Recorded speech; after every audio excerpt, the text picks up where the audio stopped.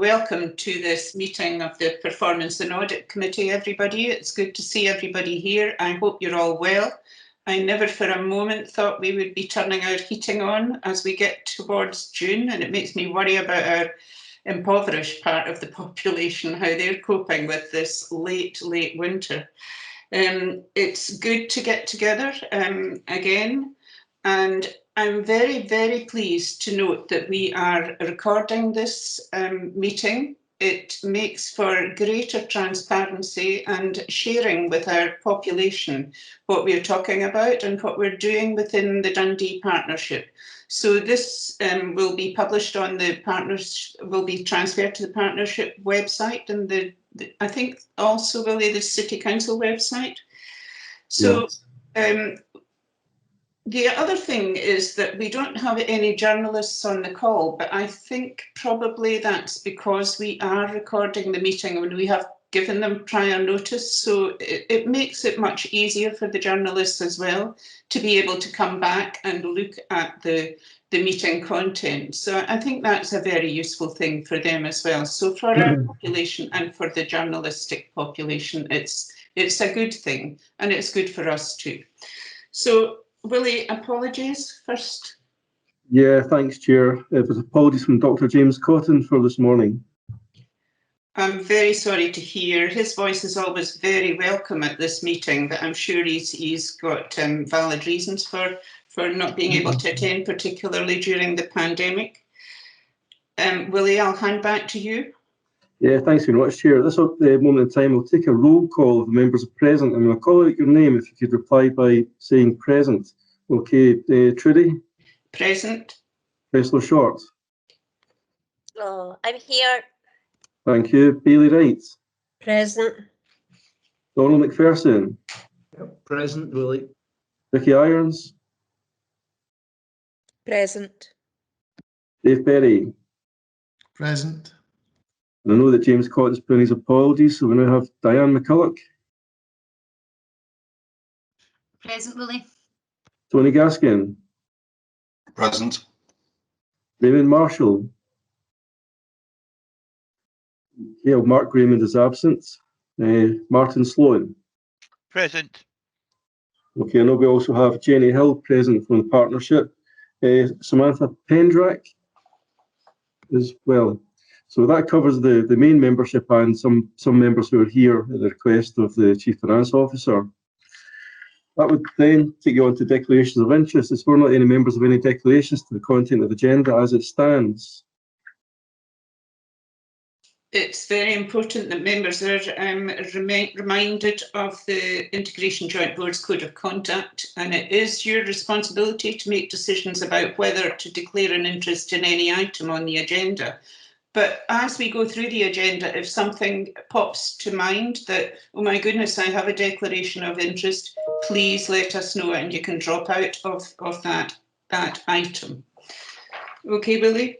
Thanks, Chair. Item 3 then is the minute of the previous meeting of the 3rd of February. This is submitted for approval. Okay, are there any comments on the accuracy or the content of the minute? I'll take that as a no. Now, I do have some additional comments about the minute. And I note that in the minute, item 4, I hope I've got my Roman numerals right, previous reports on analysis for discharge rates from hospital settings in Dundee are going to be reissued for assurance of the voting members. This item is actually on the agenda at item 6. Another point that I want to bring out, looking at the minute, is item 7. I know that Bailey Wright was interested in whether the voluntary action exercise groups had been published on our partnership website, and I'm just wanting assurance that this has been done. Dave? Thanks, Judy. Yeah, and what we're looking at the moment is a kind of review of all the public information that's available. So there's a national kind of portal called, I think it's called Alice, that we're kind of working towards. So Claire Lewis Robertson's kind of looking at that in terms of making sure all that information is included. Okay, that's very useful. Thanks very much, Dave. On page 3 of the minute, item 8, Dave Berry and Willie Waddle are considering action points from the meetings. I just wanted to make a comment that the value of this more comprehensive minute has already proved helpful, as you're seeing from my comments from the minutes. And I think having an action plan would be very useful, but I would stress that we need in any action plan to have dates of when, you know, how we're coping, how we're doing with the actions as well, because we need to keep an eye on any actions to make sure they don't fall off the table. So I think we're heading in a great direction here. Page 4 of the minute. Is there work ongoing in relation to examining the role of the committee in relation to IJB strategic risks as suggested by Tony Gaskin? Have we moved this forward? Dave? Yeah, thanks, Judy. Yeah, so in terms of the risk side of things, there was a couple of things in relation to that. One was about the working consideration of a kind of working group, and I met with Donald kind of shortly after that meeting where we discussed the risk management side, including the Tayside risk management strategy that we agreed at the IGB meeting in April. And advised that we do have a kind of a Tayside working group which is kind of looking at risk management. So I would kind of suggest that continues to be the route that we kind of look at the sort of wider risks. And we've also had an internal management meeting around how we better escalate operational risks up to the strategic risk level. So there's a number of actions we've taken from that side of things to make sure that happens, and these are escalated up to both the Performance and Audit Committee and ultimately the IGB. And you'll also have had some correspondence from Willie about trying to secure a date for a risk management development session for the IGB members. So we should be able to get that in before June, at the end of June, as planned by the looks of things. So we will be able to kind of pull a lot of that particular action point together from those discussions. Okay, so that would be a useful development session then, really, before the IGB itself, so that we all go into the IGB more fully informed. Yeah. Absolutely. So that really is our action plan gone through, but hopefully at the next performance and audit meeting, we do have an action plan that we can itemise the actions. I'm going to bring Donald in here. Thanks, Chair. I was really just going to echo exactly what you said. I think there was a couple of points where I read through the minutes and I felt I wasn't sure whether an action had been closed or not. So I think it would be really helpful to have a schedule at the end of the minutes. It shows here are the actions, who's dealing with it, either it's closed and how it's been closed, or that it is still open and its target for completion. And it will just give us that additional assurance that points just don't get lost, because I think now that we have the minutes and it's a great improvement, we need to make best use of them. I'd just like to congratulate everybody involved on the minute. It has been, as Donald said, extremely useful. Willie, can we go on to item 4? Yeah, thanks very much, Chair. We're asked to note that Councillor Short has been appointed to the Performance and Audit Committee as replacement for Councillor Smith. Okay, welcome, Lynn. I know you were at the last meeting, but it's great to have you on board. Okay, item 5, the performance report Q3 summary. And the purpose of this report is to update the Performance and Audit Committee on the Q3 performance against national health and wellbeing indicators and measuring performance under integration indicators. There's an awful lot of big words in there. Willie, do you want to make any comment? I believe that Catherine Sharp is going to be speaking to this item. Okay, Catherine. I just before we carry on, Lynn's got her hand up. You're on. No, that's just a question at the end of this when Catherine's done her thing. Okay, Lynn, thanks very much. Catherine, if you want to come in, it's great to see you. It's actually Lindsay. It's Lindsay's report, so Lindsay's going to do her thing and okay, Lindsay. Key points. Thanks. Great stuff. Thank you. We are asking and recommending that the PAC notes the performance against the indicators for measuring performance under integration and also the national health and wellbeing indicators. This is a summary report as well, and I'll just delve straight into what the data is telling you, because the other narrative is the same as what we have previously reported to the PAC. So rolling data from January 2020 to December 2020 demonstrates that all indicators that make up the measuring performance under integration suite, with the exception of emergency admissions as a rate per 1,000 of A&E attendances, and also the number of bed days lost to delayed discharges for code 9s, have improved between Q2 and Q3. So there is another delayed discharge or discharge management paper on the agenda, and that will be covered there. But in terms of bed days lost to delayed discharge code 9s, although it didn't improve between Q2 and Q3, there's still been a fantastic improvement since the baseline year, 44.69% improvement.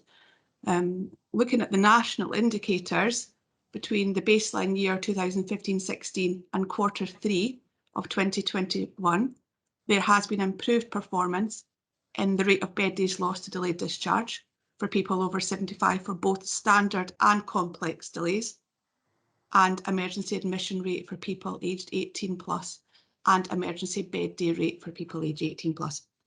In the same period, there was a deterioration in performance in readmissions for people of all ages, and the PAC has received numerous readmission papers to discuss the reasons behind that, and also the rate of hospital admissions as a result of a fall for people aged over 65. And the PAC has also received an in-depth analysis of that in the past as well. So this is the same pattern of performance as reported in Q2, so therefore no exceptions to report to the PAC regarding these. So I'm just scrolling forward to the appendix now. Appendix 1 shows the performance of indicators 1 to 9, which come from the Health and Care Experience Survey. So they were reported to the PAC, and it's a biennial survey, so the data was reported to the PAC in February. So no more to say on those. And I've covered table 2. And in table 3 shows the national indicators split up by LCPPs. So table 3 shows the variation across LCPPs compared with the baseline year 15-16, and table 4 shows variation across LCPPs compared with Dundee. So it shows inequality across the city. Where possible, we have given a COVID and non-COVID and non-COVID only split to the data. So we're able to do that for emergency admission rates and bed days. And you can see that performance is slightly better when we exclude the COVID reasons for admissions. I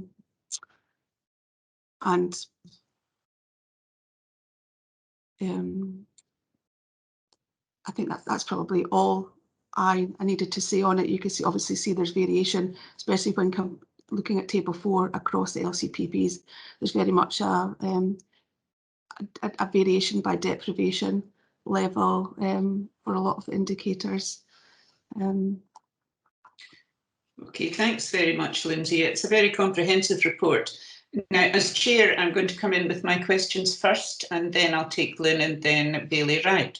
So on page 8, 4.4 of your paper, we're asked to note that we're currently unable to provide analysis for balance of care and end of life, as the data is not provided by Public Health Scotland. My question on this is then, how do we do this? We haven't been able to do that to date. These are indicators that were promised to be developed by the Scottish Government. They were developed, they were introduced by them, and to date we haven't received any further information from them. So we're waiting for Scottish Government on that. Okay, thanks very much for that. At 4.6, as chair, I would like to get assurance that we're taking learning from COVID activity forward in the shifting in the balance of care and progressing the pace of transformation of healthcare from acute to the community. So we've done some fantastic stuff with COVID, and I just wonder if we're using that in our remobilisation of the service. Lindsay or Vicky? Jenny, do you want to come in on this? Yeah, I think that supports the existing direction of travel too, and very much so. I think what we've demonstrated throughout the pandemic is even more than we thought possible. We can deliver things to people where they are. So we're looking at that across a range of services, in particular services for older people and developing community teams.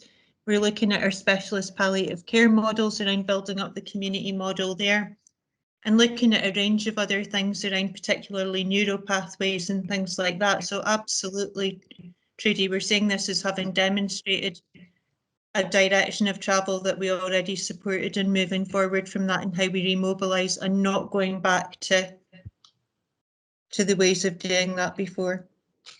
Okay, that's very reassuring. I noticed Tony's Gaskin has put his hand up. Are you wanting to come in on this point, Tony? If I could, Chair, Yeah. members, sorry, can you hear me? Yeah. Yes, I can. Members will be aware this is a topic I've mentioned in the past, both at the Health Board and indeed my RJB clients. And I think it's really important, and rather than being a kind of topic for discussion arising from the progress report, I think the whole linkage between remobilisation and future strategy, because as we mentioned in the past, you know, all our strategies will need revision, you know, because of you know, the impact on need, on, you know, mental health, for example, but all those things, the need to bring in health inequalities in a much more overt way, all of that stuff. So I wonder if there's, and I must admit we haven't done our year-end work yet, so it may be that this is already in progress.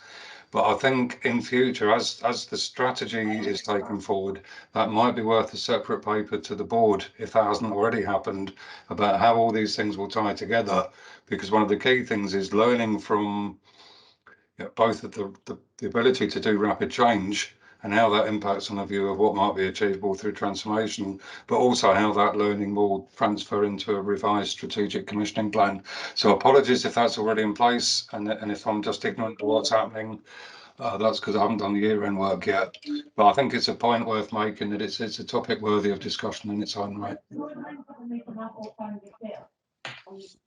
Okay, thank you for that, Tony. That's very useful. And I think as well, we need to think about our improved digital performance as well. So the digital strategy would be within that, and the near me and all the other things we use. But there are also innovations in the digital side of things that we should perhaps consider, like handheld ultrasound for ultrasound at home, different things like that. And bloods that we can do at home. So grasping the new technologies, I think, is very important. Trudy, if I could maybe just come in, and I see Catherine's hands up as well, and apologies, it seems to take about 2 minutes for my volume button to actually function, so I'm not quite sure why that is. But yes, I think, and just to respond to your suggestion, Tony, that's absolutely all in hand.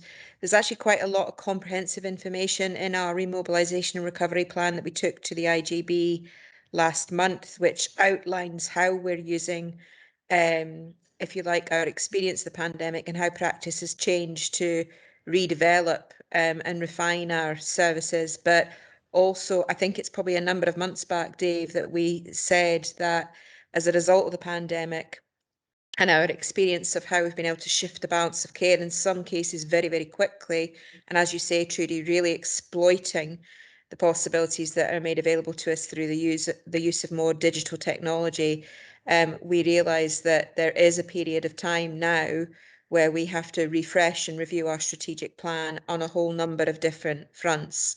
And I would list them, but we'll probably just be rehearsing, you know, what will come forward to the IGB at a future meeting in terms of that revision. But in some cases, our priorities will have readjusted, quite considerably in terms of the order of priority.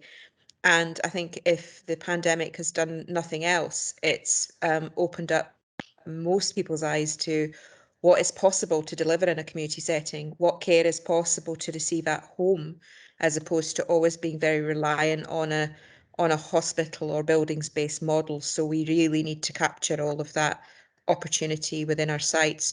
We also need to consider the impact of COVID on health in Dundee, and particularly the impact of COVID in terms of inequalities. So there will be further work done and this will be done on a Tayside-wide basis, to plan appropriately, for instance, for the needs of people with long COVID, but also to plan for the needs that have changed that we're seeing coming through the door, which, and I know that we've referred to this in many of our previous papers to the IGB, but we have seen a change in demand for mental health issues. We have seen increasing frailty developing over the course of time. And we will see lots and lots of other associated issues that are aligned to the fact that quite a lot of people have led quite isolated lives for the last 14, 15 months. So all of that works in hand and will be considered through the strategic planning group and brought back to the IGB. That's very reassuring, Vicky. I'm going to bring in Donald and then Jenny, and then I'll bring in Lynn and then Bailey Wright. So Donald. Thank you, Chair, and thank you, Lindsay. Again, this is always a useful report and gives us a good sense of where we are, both against other parts of Scotland and also within ourselves. And the section that I was drawn to was tables 3 and 4 in the appendix, and it's something that I've asked about, I think, at the previous meeting, where if you look at the patterns and if you look at what the picture tells you, North East ward seems to always stand out as punching above its weight. A greater level of green rating than red rating compared to those around it. And I'd just like to understand, what is there something that North East ward's doing differently that we can maybe learn from that experience and carry it across Dundee? Or, is there something else behind the way that the numbers come out in that? Jenny, do you want to respond to that? Yeah, I'm on the local community planning partnership for North East, so there's probably the main factor that is relevant is it has quite a different demographic from the rest of the city. It's quite a young age group that are in that area. Obviously, there is a lot of good work done locally in terms of some of the work around substance use and mental health and things like that, but I suspect an awful lot of the reason behind it is demographic. Okay, thank you, Jenny. Are you happy with that, Donald? So really put it just down to age, or is it more complicated than that? I just worry that we'll maybe see, because we know there's quite significant inequalities in that area, but people are younger. So I don't think we should kind of complacently set aside and say, don't worry about that. I think it's more that if we don't intervene in the North East, we'll see some of the problems we've got in other areas coming through as the population gets older. Yeah. And the local community planning partnership is great in that area. There's really good engagement from the third sector and from the kind of community groups, and there is quite a lot of good work done. It's more that, I suppose, is my point, Donald, rather than, well, don't worry about that one. Yeah, okay, no, thanks, Jenny. Catherine, you obviously want to respond to that as well? Yeah, I was just going to highlight that we have had analysis done by our Public Health Scotland colleagues previously to try to standardise some of this data and isolate some of the impact of things like the age of the population in the areas. I think it would be helpful for us to have that refreshed, but that's not been possible recently because those colleagues have been deployed to support the vaccination work nationally. But once we have that capacity back, I think it would be worth us asking if they could revisit that analysis and rerun that for us to have a look I know certainly last time that actually it was cold side amongst all of the LCPPs that stood out from that in terms of once we standardised for some of those more static factors that we have less influence over, was the area that perhaps we performed more poorly than we might have expected based on its position in terms of deprivation. So I think we would like to refresh that. It's just a case of biding our time a little longer until our Public Health Scotland colleagues are returned from the vaccination work that obviously they're prioritising quite rightly at the moment. So we'll keep that on the to-do list, Donald, and have a look at that further. Okay, thank you very much for that, Jenny and Catherine. Can I bring Lynn in now? Yeah, thank you. And it's probably a little bit connected. Mine was to do with 6.2.7, and I did have a question about the percentages, because the data sits raw in that area, and unless you know what the percentage is against, it's a bit of a shock to see 59. But when I look at table 3, it looks like it's actually nearly 6 people who have been hospitalised in the ferry due to slips and trips. Would that be right? Might need Catherine? Dave here. Catherine, do you want to come in on that? I think Lindsay's going to. Oh, Lindsay's going to. Right, okay. The numbers, certainly the numbers are small for falls. The proportion are small. The proportions are small. That's the same across Scotland. So what we're comparing in Scotland and Dundee is not dissimilar against each of the other partnerships. So the trends, there are room for improvements there. But absolutely, you're right to note that the numbers of falls are actually small. Okay. They're small, however, one fall is one fall too many, in the same way that one death is a death too many, and you don't know what that fall, when they're hospitalised, will lead to. Now, I know that myself and Bailey Wright have been involved in conversations out in the community with regards to trips and slips and the third sector and how they're approaching it. And a lot of the work that we do within the third sector can tend to be within the 6 wards, where we do see the high levels of multiple deprivation. And because that figure is high in an area that tends, and again, it is that question, are there more people falling because we have an older population, because people in the ferry tend to be older than people maybe in Whitfield, etc., etc. So there's so many things that can be levels into this, but I'm just trying to ascertain that when we're working with the third sector, looking at something like this, that it does go right across all of the city, as opposed to just into these areas that we tend to concentrate, if that makes sense. Okay, thanks, Lynn. Can I bring Matthew in to comment on that? Thanks, Trudy. I suppose just a bit of context around some of the falls and the figures. We've done quite a bit of work trying to see why the Dundee partnership is often the worst performing partnership across Scotland for falls.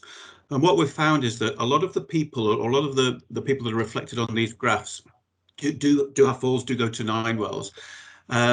But they don't have any procedure undertaken when they get there, and they stay in for a very small amount of time, less than 1 day. What we think is happening is that people are admitted into the short stay ward, which is attached to the emergency department. Now, in Dundee, that classes as an admission. In other health boards, it doesn't class as an admission. So in some ways, we're being penalised for providing a better quality of service, and we're making people safe, so that we don't have to return them home maybe late in the evening or overnight, and we keep them in and look after them and then return them home the following day, perhaps with AHP support or other support in place. So while I'm not saying that we don't have a problem with falls, and we're not looking at it very closely and doing a lot of work around it, I think the figures can be a little misleading at times. And of course, in the ferry, there is a high percentage of older people. So by keeping them in overnight and making them safe and giving them a drink, getting them rehydrated, things like that, we're potentially providing a higher quality of service as well. So it's just a bit of context around some of those figures.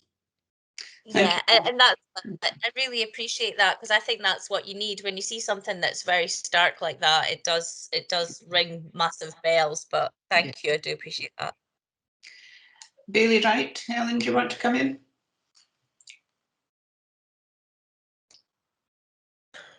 I think you can hear me now. Yeah. Yeah, my question is on page 17, and it's a performance in community planning partnerships, the local community planning partnerships. And I'm unsure if I'm reading this colour scheme wrong, because I've only got a white and two shades of grey. So I'm not quite sure what that is. But obviously, before we were concerned about Coldside, Lochee and East End as well as North East. But the Coldside one doesn't seem to have any improvement at all. And if I'm reading it right, it's declined or got worse, but it could just be the shading on my sheet of paper. So I know that there was plans to put some other things in place to try and improve, and in particular the Coldside area. So I was wondering what's happened with that. Has anything actually happened? Lindsay, do you want to? Oh, Catherine, you've put your hand up. Yeah, I was just going to say, in relation to the data, apologies, Bailey Wright, if it's difficult for you to read when it's printed in black and white, we can have a think about how we do that to make it easier for folks. I'm sure it won't just be you that has that problem, so make a note of that. So table 3 shows that actually Coldside has had improvements in all areas apart from readmissions and hospital admissions between the baseline year and Q3. Table 4 that you're looking at shows whether that the position in Coldside is better or worse than the Dundee average position. So in that aspect, Coldside is poorer than the Dundee average in all areas, but it's probably important to note that there have been improvements in the indicators between the baseline year and now. So it's when we look at in comparison to the Dundee position overall, where Coldside is particularly, alongside Lochee and the East End, particularly affected by that. And you're right, we had plans to do some work with the community planning partnership around exploring what that information might mean in more detail. Obviously that was disrupted by COVID, and I think we'd like to do the piece of work that I referred to earlier in terms of getting some of the analysis that we had done around that refreshed before we take that into the community planning partnership. I know that Diane's also involved in that community planning partnership and have an interest, so it's useful that you both yourself and Diane are involved there and to be able to support us in terms of how we think about that. So we need to get the analysis updated and also do a bit of work on how we present that to a community planning partnership, because how we present it for this purpose is obviously slightly different from how we might present that to a community planning partnership and want to have conversations with communities.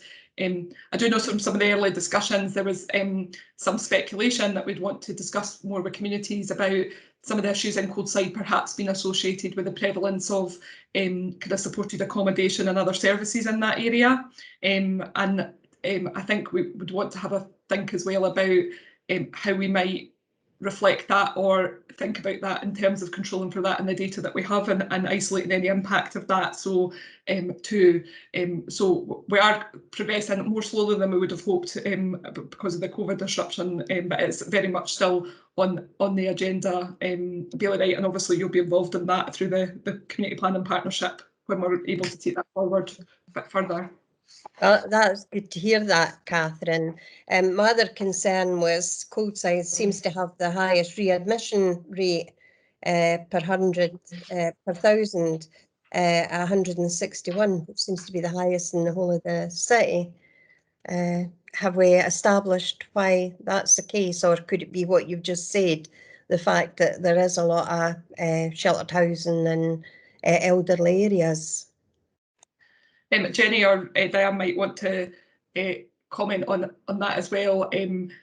Obviously, the data we're reporting to you is the data that is produced in line with the national definitions, and as we've pointed out to the Performance and Audit Committee before, we know that there are issues around recording in that.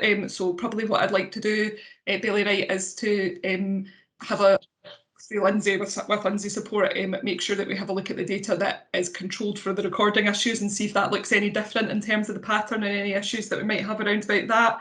If you wouldn't mind, if we could take that off table and we can get a little bit of further detail around that and come back to you, because when we control for the recording practices, that data might look a little bit different, and I would want to check that before I say anything in any more detail. But I can see that Jenny wants to come in as well. Yeah, Jenny?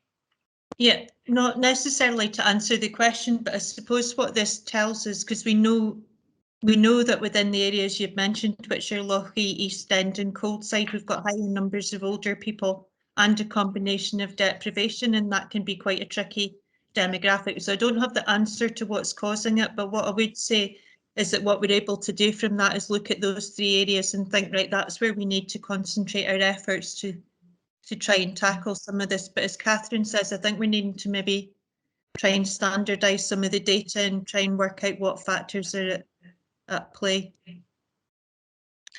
That's helpful, Jenny. I mean, I did have a comment in my list of questions, which I've still got some to ask, about the readmission rates. And I wondered if people are maybe discharged too early, but I know that you'll be looking at that when you're revisiting the data. And I'm wondering whether a real focus on home first is what we need. I mean, I know that we do have a focus on home first, but maybe Diane, you want to come in on that one? No, there is a paper coming up next, Trudy, that will actually cover a lot of the discharge actions that are currently in place. I mean, and I don't want to kind of repeat what's already been said several times, but I do chair the Coldside LCPP, so we would be really keen to kind of look at the data that tells us. It can be 2 or 3 people that can skew data sometimes if you've got folk who are going in and out of hospital, you know, so there are a number of things to consider in terms of, is this something that is quite focused and targeted in terms of what the data shows us, or is there something that we need to kind of look at in terms of the makeup? So yeah, I think the paper, though, the information you're looking for, I think will come in the paper next, Judy. Yeah, that's good. And it is a known fact that the elderly, when we move them from their place of comfort, like their home, to a hospital, even for a short time, causes a marked deterioration in their condition and their illness. And it's hard to get that back to a normal point. So I have been at a conference, I'm just going to throw this into the pot, where ambulance technicians in, I think it was Lothian or Lanarkshire, have been trained up to assess patients as they arrive at the home and then call in the home first team rather than bring the patient to the hospital. And I'm just throwing that in as something that I've learned in the process of looking at all these things. Jenny, do you want to come in? It was just in relation to that. I think you're right. It is the most vulnerable time when an older person is going home. But having had a look at, we've been keeping it through the kind of medicine for the elderly, acute medicine for the elderly admission ward, looking at the readmissions, and that's maybe not our hotspot in terms of the people that are coming back in. Okay. So I think it's maybe about us taking the learning from what we've done in that environment and looking at where our hotspots are in other bits of the hospital and rolling the model out. Okay, it does strike me that in all we do, care provision has to be patient-centred, and you're obviously really focused on patient-centred care and how you provide that care, particularly for the elderly, but for our whole population. I think Martin would agree with me that it's very important that carers are involved in any discussions about that care. Because that's an important part of our delivery of care to the population. And also, I just wondered, for the benefit of those who are going to view this meeting online, could you maybe define what Code 9 delayed discharges are? And my last point was a difficult one. It seems very cumbersome that data capture in NHS Tayside on page 9, 5.3, and in Public Health Scotland it differs. Is there a possibility of working towards the same data capture as Public Health Scotland to provide us with validated data in all areas? And I also note the comment that the data provided by NHST Business Unit is provisional. And can mention of, I want mention of the differing data capture methods to be included in the Chair's assurance report, so that we do record this. Okay, so the code 9. Can someone define that? Lindsay, do you want to cover those ones? You're probably best placed. You're on mute. Sorry. I don't have the national definition in front of me, but code 9 are the complex delays as opposed to standard delays, but we can certainly make sure that's clearer in future reports to the pack. That would be very good, Lindsay. I know it was the difficulty for me understanding what all the codes were, so I'm sure for the rest of the population viewing this, it would be difficult to know what a code 9 was. So really defining what the codes are would be useful. So the recommendations, I think we're finished with, we've hammered this point to death. The recommendations are that we note the content of this summary report. We note the performance of Dundee Health and Social Care Partnership at both local and community planning partnership levels against the National Health and Wellbeing Indicators as summarised in Appendix 1. And we note the performance of Dundee Health and Social Care Partnership against the measuring performance under integration indicators as summarised in Appendix 1, Table 2. Are we happy to note as all these recommendations? I don't see anybody dissenting. Okay, Willie, can we go on to item 6? Yeah, thanks very much, Chair. I'd just like to take the opportunity to remind everyone that the meeting is being recorded as indicated, so a few members have joined since the start of the meeting.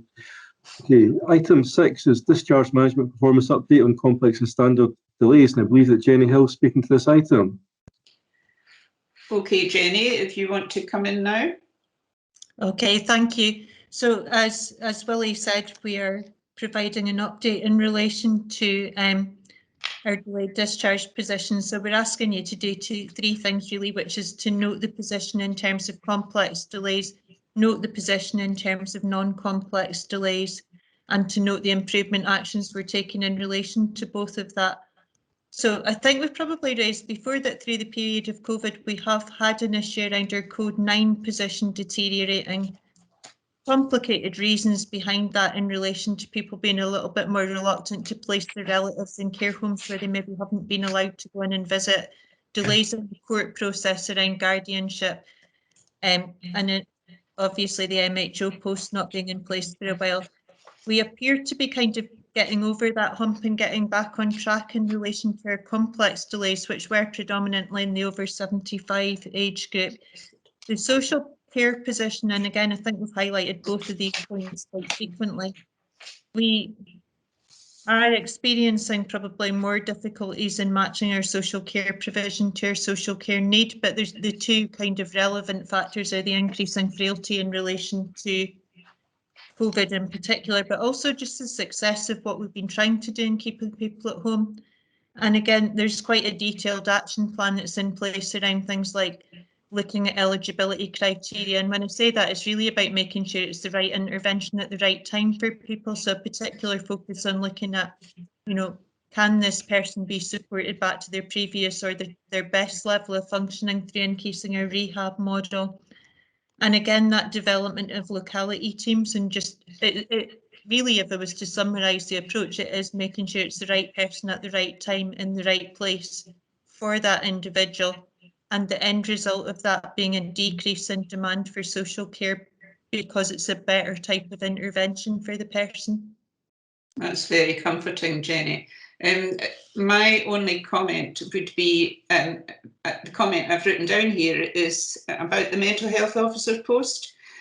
I wondered what kind of post this was. Is it nursing? Is it AHP? Is it an admin post? And what would make this particular post more attractive in a market where recruitment remains really difficult? So mental health officers are social workers that have done a particular qualification, that's not even in English, but you know what I mean. They've done a mental health officer award and that allows them to undertake certain statutory functions on our behalf.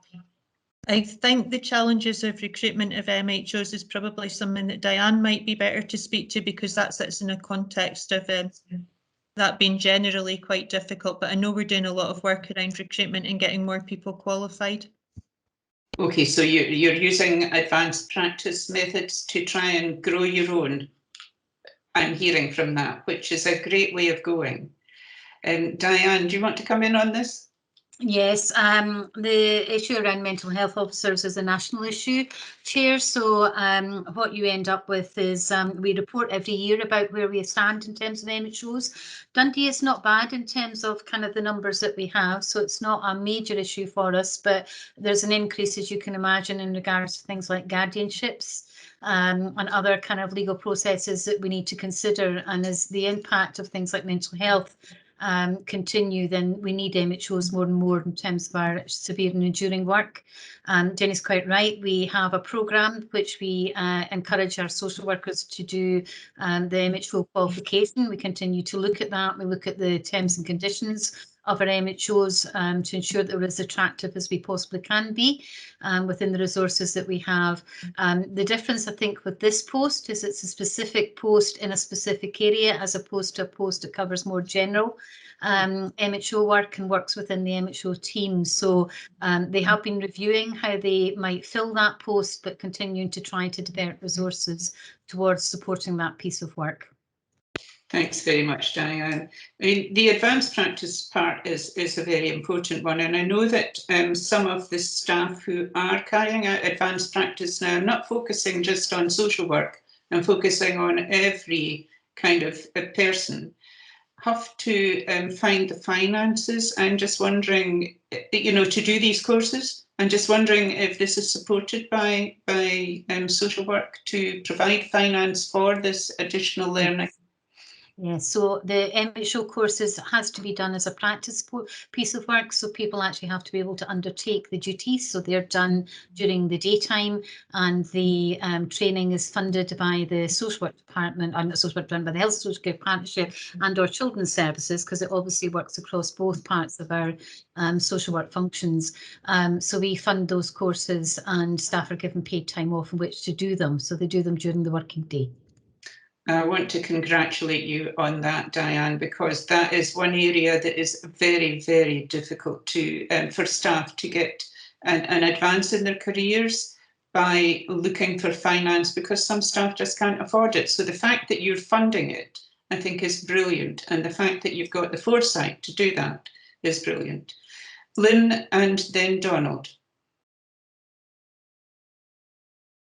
I thought Donald was before me, but if you want me to go first, yeah, Ladies first. Oh well, it's definitely not me then. I did come to the park, but I came as a stand-in, so this is my first real one, so you have to excuse me, but I was reading some of this and it was totally bamboozling me, but mainly because normally when I see a designation, I can imagine that person in my head, and it was around about 4.1.3 through to 4.1.5, and it talks about all of these meetings where people sit around and discuss things. Do we have such a thing as, and I think it's got a fancy name nowadays, an organisational gram? What would have been a sort of a family tree in days gone by, just so that I can get a better understanding of how it all kind of fits in the people that fit in it, if that's a possibility, because I think it would help me personally reading through this if I could imagine in my head. And the other part was in 7.1, there is an indication that there might be an issue of kind of churn with staff and having staff available. And I'm not saying who I wake up to in the morning, but it might be Webster. And for a long time, they were actually doing adverts for the Health and Social Care Partnership for Glasgow. So I wondered if that was something that we had kind of considered, if there is a need to replace that churn. And finally, the terminology in this paper talks about partnership. And again, this might just be my naivety, but are we talking about the partnership, so bringing in police, or is it the wider Health and Social Care Partnership? And so if you could maybe just clarify that for me, please. Okay, Diane. I can probably answer part of that question. Jenny may want to come in the other half. So with regards to the groups which are set up, the Home and Hospital Transition Group is a Dundee Health and Social Care Partnership Group, although we'll invite others. So it invites people like housing to come along, because some of our issues of delays might be about people accessing the appropriate accommodation if they've had a particular type of operation. And we've done a lot of work to develop different models around housing for step down from hospital. So that is very much our local group. It's been in existence, Councillor Short, for many, many, many years.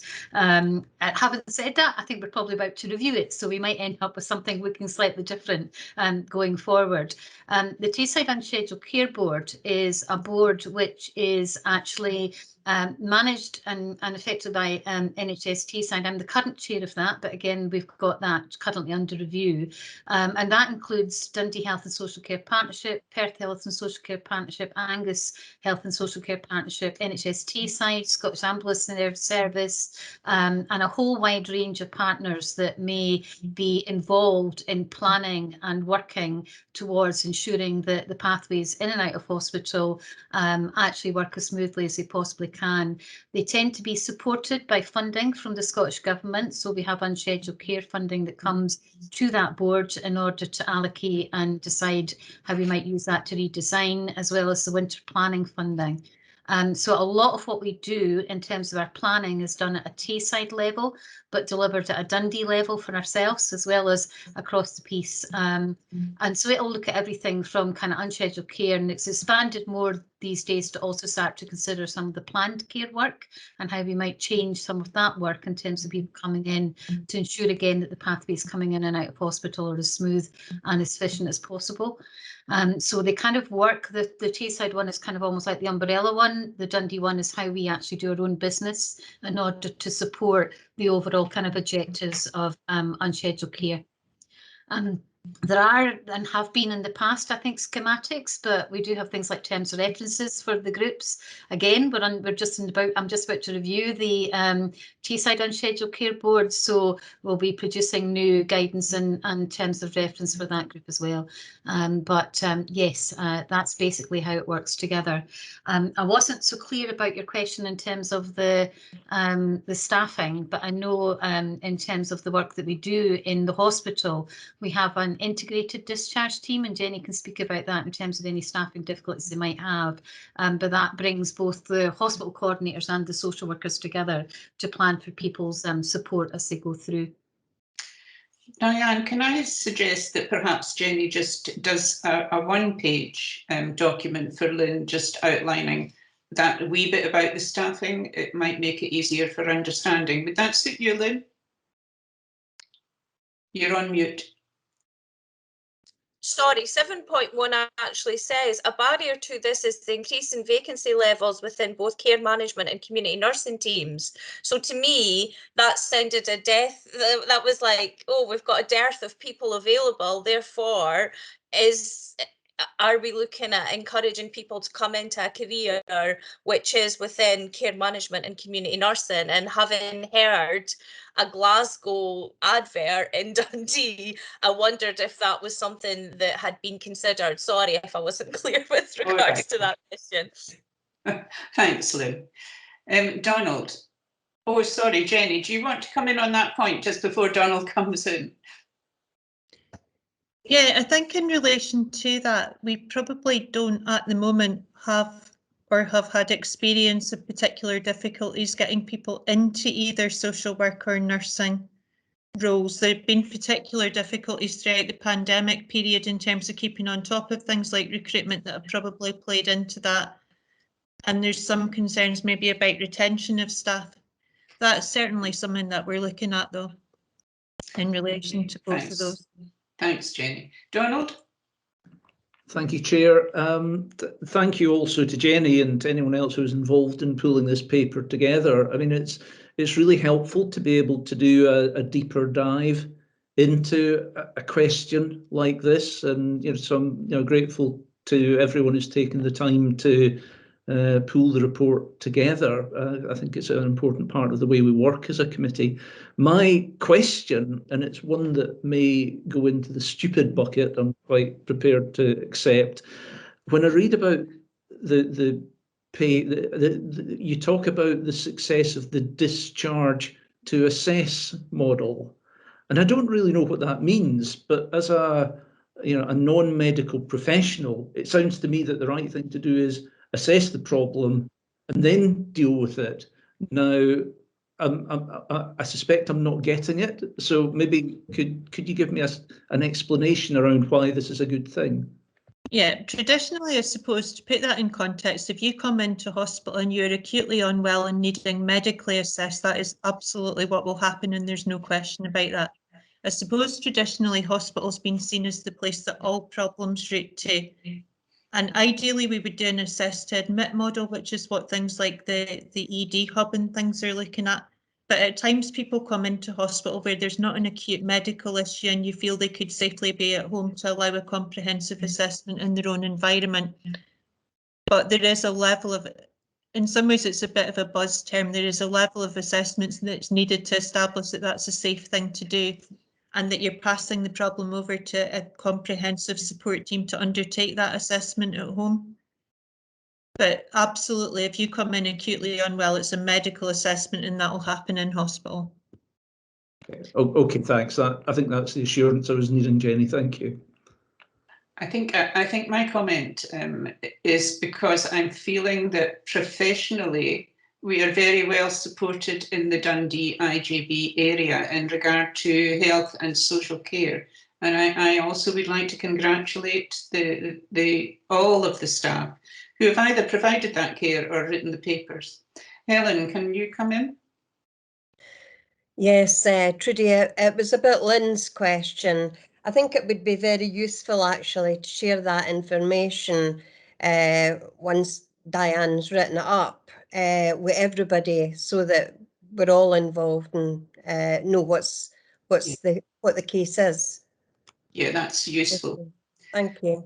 Okay, so we'll take that as an action for Diane then in our new action note. Trudy, can I ask that's an action for Jenny, because I think that's Jenny's right, area. Okay, an action for Jenny. Okay, so we've already begun. So the recommendations are that we note the current position in relation to complex delays as outlined in section 5 and in relation to standard delays as outlined in section 6. We note the improvement actions planned to respond to areas of pressure as outlined in section 7. It is also recommended that the Performance and Audit Committee accept the risk levels with the expectation that the mitigating actions are taken forward. Is everybody in agreement that we note this? Helen, your hand is still up. Is that a new hand or just an old hand? Sorry, it's a legacy. Okay. So we're happy to note that then. So Willie, item 7? Yeah, thanks, Chair. Item 7, Local Government Benchmarking Framework, and I believe that Catherine Sharp is speaking to this item. Okay, Catherine, do you want to come in? Yeah, I'll start off with this one, and Lindsay's going to take you through some of the data elements of it. So this is the annual report, so a number of PAC members will have seen this, recognise it from previous years in relation to the adult social care indicators that are part of the local government benchmarking framework. So the report does a couple of things. It reports on the data set from 2019-20, which is the one that the LGBF run by the Improvement Service have just published, and also looks at targets for the following year, which is 2020-21. I always find this confusing because we're not talking about the years we're actually in because of the time lag. But it also, I'm just going to start off with a bit of context around the background that's at the start of the report and relates to the recommendation at 2.4 around our participation in the local government benchmarking framework arrangements.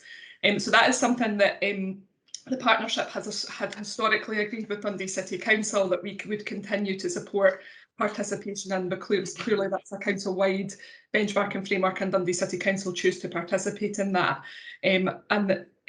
Arrangements from the early days of integration were that we would continue to participate around adult social care. But I think it's become apparent over the last couple of years that there's quite a few challenges that relate to our participation in that.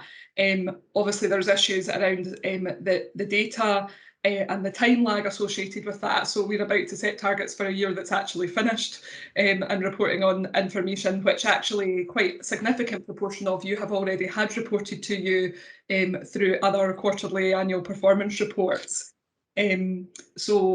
And that's become increasingly the case over recent years with the role of Public Health Scotland and improvements in the way that we can report data to you in a much more timely manner around quite a number of these indicators. So as the report describes, pre-pandemic, the Improvement Service had recognised that there was a real need to overhaul the adult social care data set that forms part of the LGBF arrangements. Not only to address issues around time lag, but also to recognise that actually the data, the suite of indicators itself isn't really fit for purpose anymore in relation to it reflecting a more modern approach to integrated service delivery, and also a traditional focus on cost-based measures rather than things that are perhaps around more focused on outcomes for people and what we're actually achieving through the delivery of services. So some temporary amendments were made primarily to include some indicators that you again already have reported to you in a shorter timescale around perceptions from the Health and Social Care Experience Survey. I know that the PAC members are well aware of the range of reporting requirements that we are required to participate on a statutory basis and the need for us to really carefully manage our finite resources to support that. So at 2.4, we are recommending that we take an opportunity now to kind of step back and to consider, alongside our partners, the City Council and Audit Scotland in particular, about the value of us continuing to participate in this arrangement, both in the short term until the Improvement Service can conclude their work to refresh that, and then obviously thinking more long term once we see what that new set of indicators and new arrangements look like. So we just wanted to put that in a bit of context, but in the meantime we have participated. The data is reported to the City Council and it's only right and proper therefore that it's reported to yourselves as well. So Lindsay will take you through the 1920 data and the kind of the targets for 2020-21, and then obviously we can take questions about either aspect at the end. Okay, Lindsay. Okay, great stuff. So the benchmarking framework, it uses family group partnerships in order to benchmark. So Dundee is aligned with Glasgow City, North Ayrshire, Western Bartonshire, North Ayrshire, East Ayrshire, Inverclyde and Western Isles. And we are placed in that family group due to similar levels of deprivation and urban density. And I know you're all thinking about Western Isles. They've just been put there. So in terms of benchmarking, in 2 of the 11 indicators, only 2, the partnership performed better than the family group average in 2019-20. And that is for home care costs per hour and also SDS direct payment spend on adults over 18 as a percentage of total spend. In terms of how we performed against our targets, in November 2020, only 6 months ago, the PAC approved the targets for performance. In 2019-20, 1 indicator met the target, and again that's SDS direct payment spend. 2 exceeded the target, again home care costs and residential care costs, and 4 didn't meet the target at all. Of the 4 indicators that did not meet the target, 3 were within 1 ranking of the target, and that's personal care at home, readmissions and bed days lost to delayed discharge. And targets weren't set for 4 of the indicators, and those are the indicators that come from the biennial Health and Care Experience Survey, the perception indicators, although we have proposed targets going forward for these for 2021. So in terms of how we have proposed the targets to be set for 2020-2021, just turn the page. We looked at each of the indicators on an indicator by indicator basis, We always strive to be in the top half of our family group where possible. But we looked at the current ranking in the family group. We looked at the longitudinal trends, and we proposed targets which we thought were both challenging but achievable, given that we're already past the year that we're setting targets for, and we have a lot of the data, well, certainly management level data available already. Some of it we don't, to be fair. So in terms of what we're proposing for each indicator, home care costs, we're proposing that we maintain. Self-directed support, direct payments, we are proposing that we improve by 1 rank in the family group, improving from being 4th to 3rd.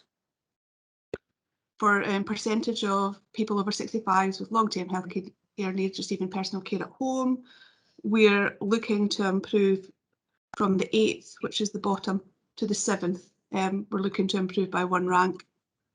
For residential care costs per week, we're proposing to maintain.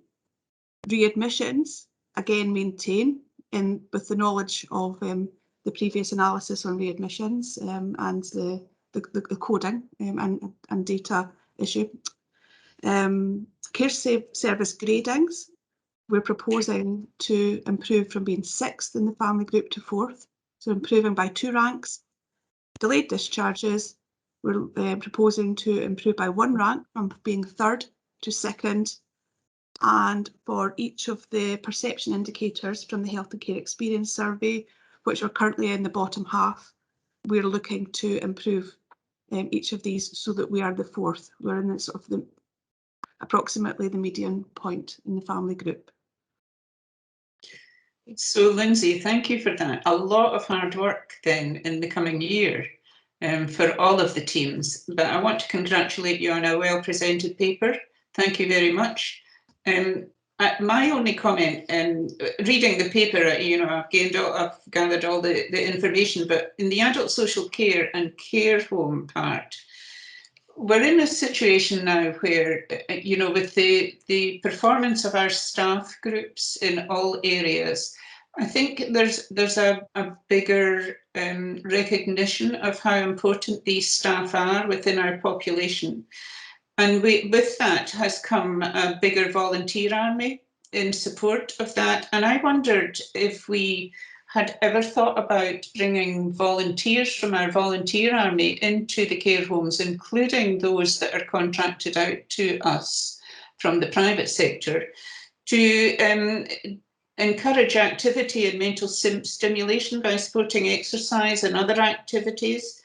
And it perhaps would reduce the deteriorating picture mentioned in this paper and other papers where the elderly frail are less able to take part in activities, which in itself creates further deterioration.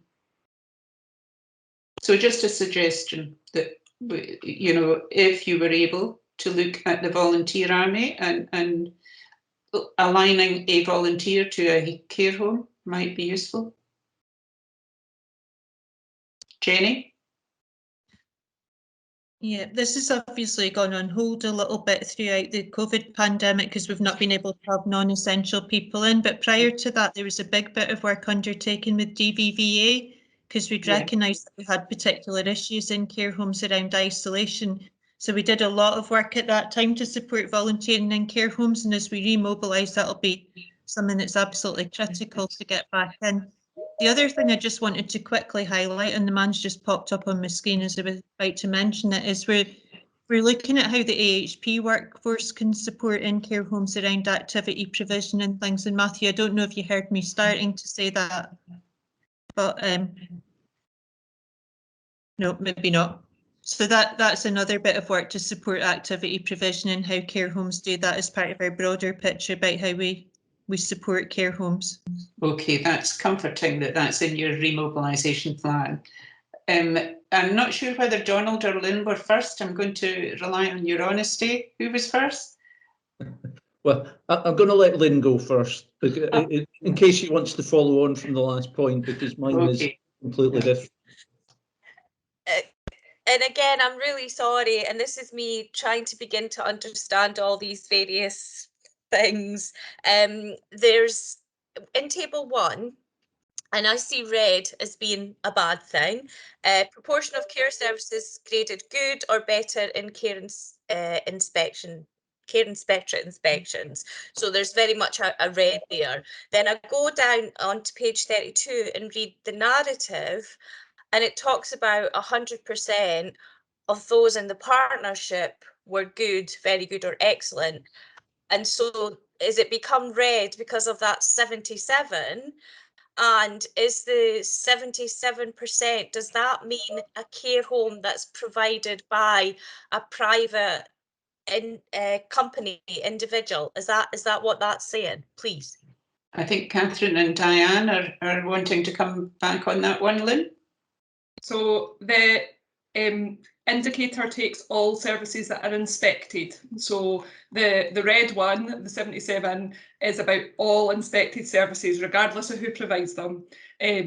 Whereas the narrative, when we're referring to internal services, so 100% of the services that we internally provide through the partnership are rated as good or better. So yes, that obviously indicates that the issue around quality gradings from the inspectorate sits not with our internal services but with external services, and that's obviously made up of commissioned services that we commission and services that we do not commission, and actually we are doing a bit of further work on that at the moment, so there will be a further paper to the Performance and Audit Committee. You will get there's an annual report that comes to this committee about care inspectorate gradings for services, but we're doing some additional analysis this time because this indicator in slightly different formats comes up in a number of places, and it is something that the members of the committee have shown an interest in, and obviously we are keen to understand as officers as well about that change in that grading over the last year or so. That'll be tricky because obviously inspection activity has been curtailed quite significantly over the last year. So we're trying to have a little look at that. So at the point that we bring the annual inspection grading report, if not at the same time, very soon after, we hope to report anything that's come from that further deeper dive around exactly what that issue is and where those quality kind of indicators are sitting, that we might have any concerns on what we're doing in response to that. Thank you, Catherine. Don, I see Diane's hand came down. I think Catherine's probably answered fully what Lynn needed. Donald, do you want to come in? Yeah, thanks. I mean, I'm sorry, Chair, but I really just struggle with the whole principle of this exercise. I mean, data is only useful if it drives action. And we're looking here at stuff that is, well, firstly, it's historic. And secondly, there are discrepancies. And I think the readmissions point is a great example where we're just measuring things completely differently to others. So we can't really draw meaningful comparisons. So I suppose here, my two questions really are, is there a cost to this? Because if there is a cost to it, perhaps it's something that could be saved and sent in a more constructive direction. But secondly, I'm a great supporter of benchmarking. I think it's something that's really important that we do. Is there some other way, if we didn't do this, is there another way that we could get a good sense of how well we're doing against others who are dealing with the same situations and the same challenges? Catherine, do you want to respond? Yeah, so your comments are absolutely reflected in that recommendation at 2.4 that we, for the reasons that you've outlined and the reasons that I kind of summarised in brief earlier as well. There is no direct cost to us. We don't hate to be part of the benchmarking framework arrangements or anything like that, but clearly there's an opportunity cost. So the time that Lindsay and others spend, that a whole range of operational colleagues obviously help with the narrative around this.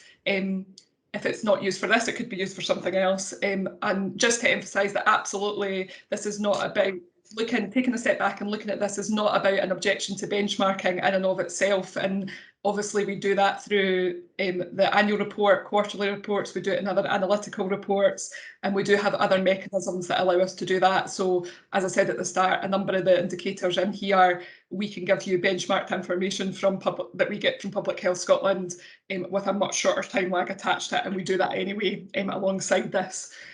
So just, you know, to acknowledge absolutely the value of benchmarking, but that recommendation at 2.4, I suppose, is just exactly that, you know, responding to the points that you're making, Donald.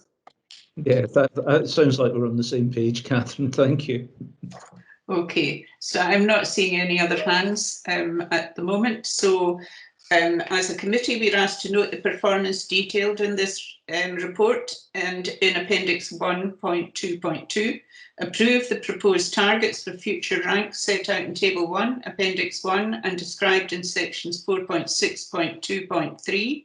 Note the LGBF performance information will be published on the Dundee City Council website, and instruct the Chief Officer to work with partners, including Dundee City Council and Audit Scotland, to consider the value of health and social care partnerships' continued aspiration in the LGBF arrangements for adult social care. So, any dissenters? Are you all happy to note? So we'll take that as a given. Thank you, Lindsay, for your work on this paper, and Catherine. Item 8, Willie? Yeah, thanks, Chair. Item 8, Dundee Health and Social Care Partnership Clinical Care and Professional Governance Assurance Report. And I believe that Matthew Kendall is speaking to this item. Okay, Matthew, do you want to come in? Yeah, thank you, Chair. So the report's been produced. You've had a couple of these, so it follows a similar format. So I'll just go through and draw out some of the key areas, and then I'll sit back and ask people to sort of ask their questions on there. I'm going to jump straight down to section 4.3, which is our risk section, and really just to sort of outline that our Integrated Substance Misuse Service, which has now, of course, been renamed Dundee Drug and Alcohol Recovery Service, continues to have 4 of our top 5 risks across the partnership. The numbers on the chart haven't changed from last time. We do continue to have real challenges in this area, but there is a huge amount of work going on behind the scenes, and we've got people that operationally manage the service around the table who may want to speak to that when we open up for questions. Bringing additional staff, nursing staff, medical staff to support this, limiting access into the service to try and support the team as much as we possibly can. Have all them sort of put into place. Also worked with GPs to try and identify GPs with special interest so that they can support some of the work of this team. So there's a lot of work going on behind the scenes to try and support this team.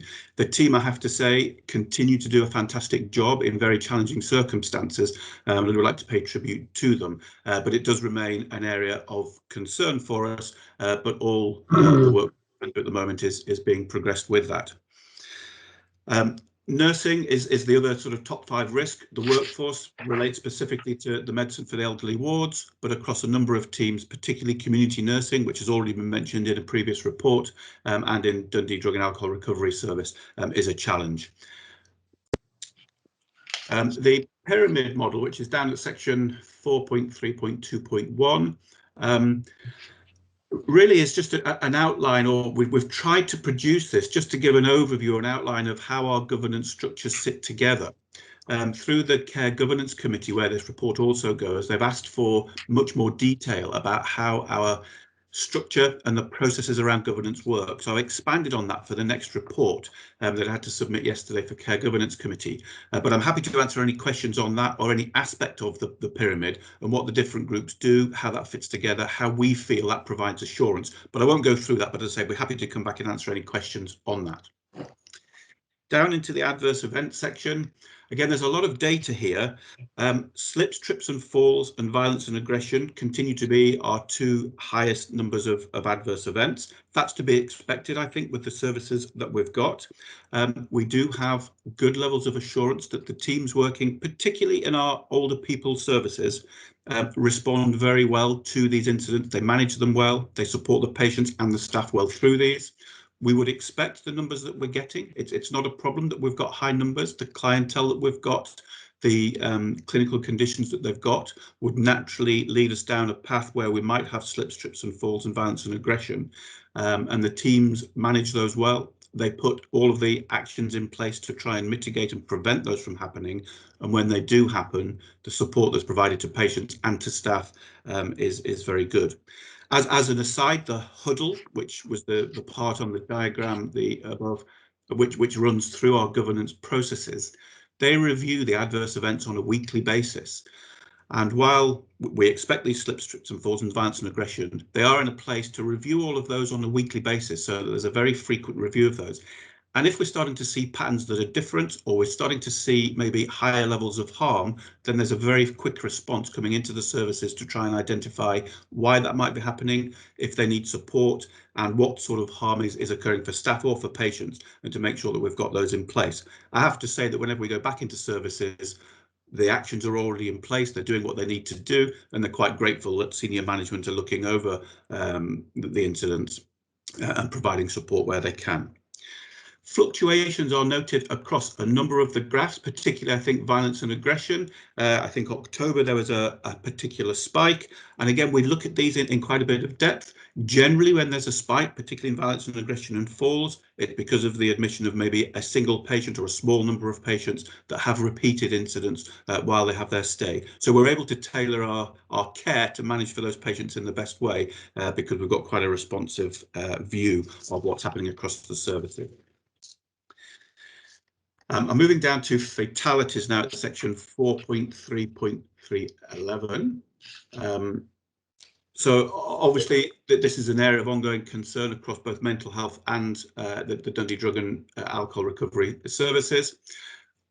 There's high levels of review are undertaken for all of these fatalities when they come through. At the point when they're reported, there is a triage undertaken to determine what level of review is needed. Local reviews are undertaken. There's also case-wide groups that look at the drug deaths or the deaths and the fatalities that are ongoing. They look at themes. They look at making sure that anything that the partnership needed to have done to have put in place was put into place, and then they explore themes on multi-agency meetings as well, alongside some of our partners as well. So while those numbers are there, and we would want that to be down at zero, there's a lot of work that goes in and around understanding why and what can be done to manage those situations. I'm moving down to section 4.3.3.19. You're really just looking at the number of overdue adverse events. So these are the events that have been open for some time that have gone past the standard of being closed, which is a 90-day standard that we would have. Now, that's improved significantly, but we absolutely recognise there are still a significant number of outstanding incidents there. To provide a bit of context around that, the majority of those again sit within our mental health and drug and alcohol services, and some of them date back now a number of years because of historical issues that existed.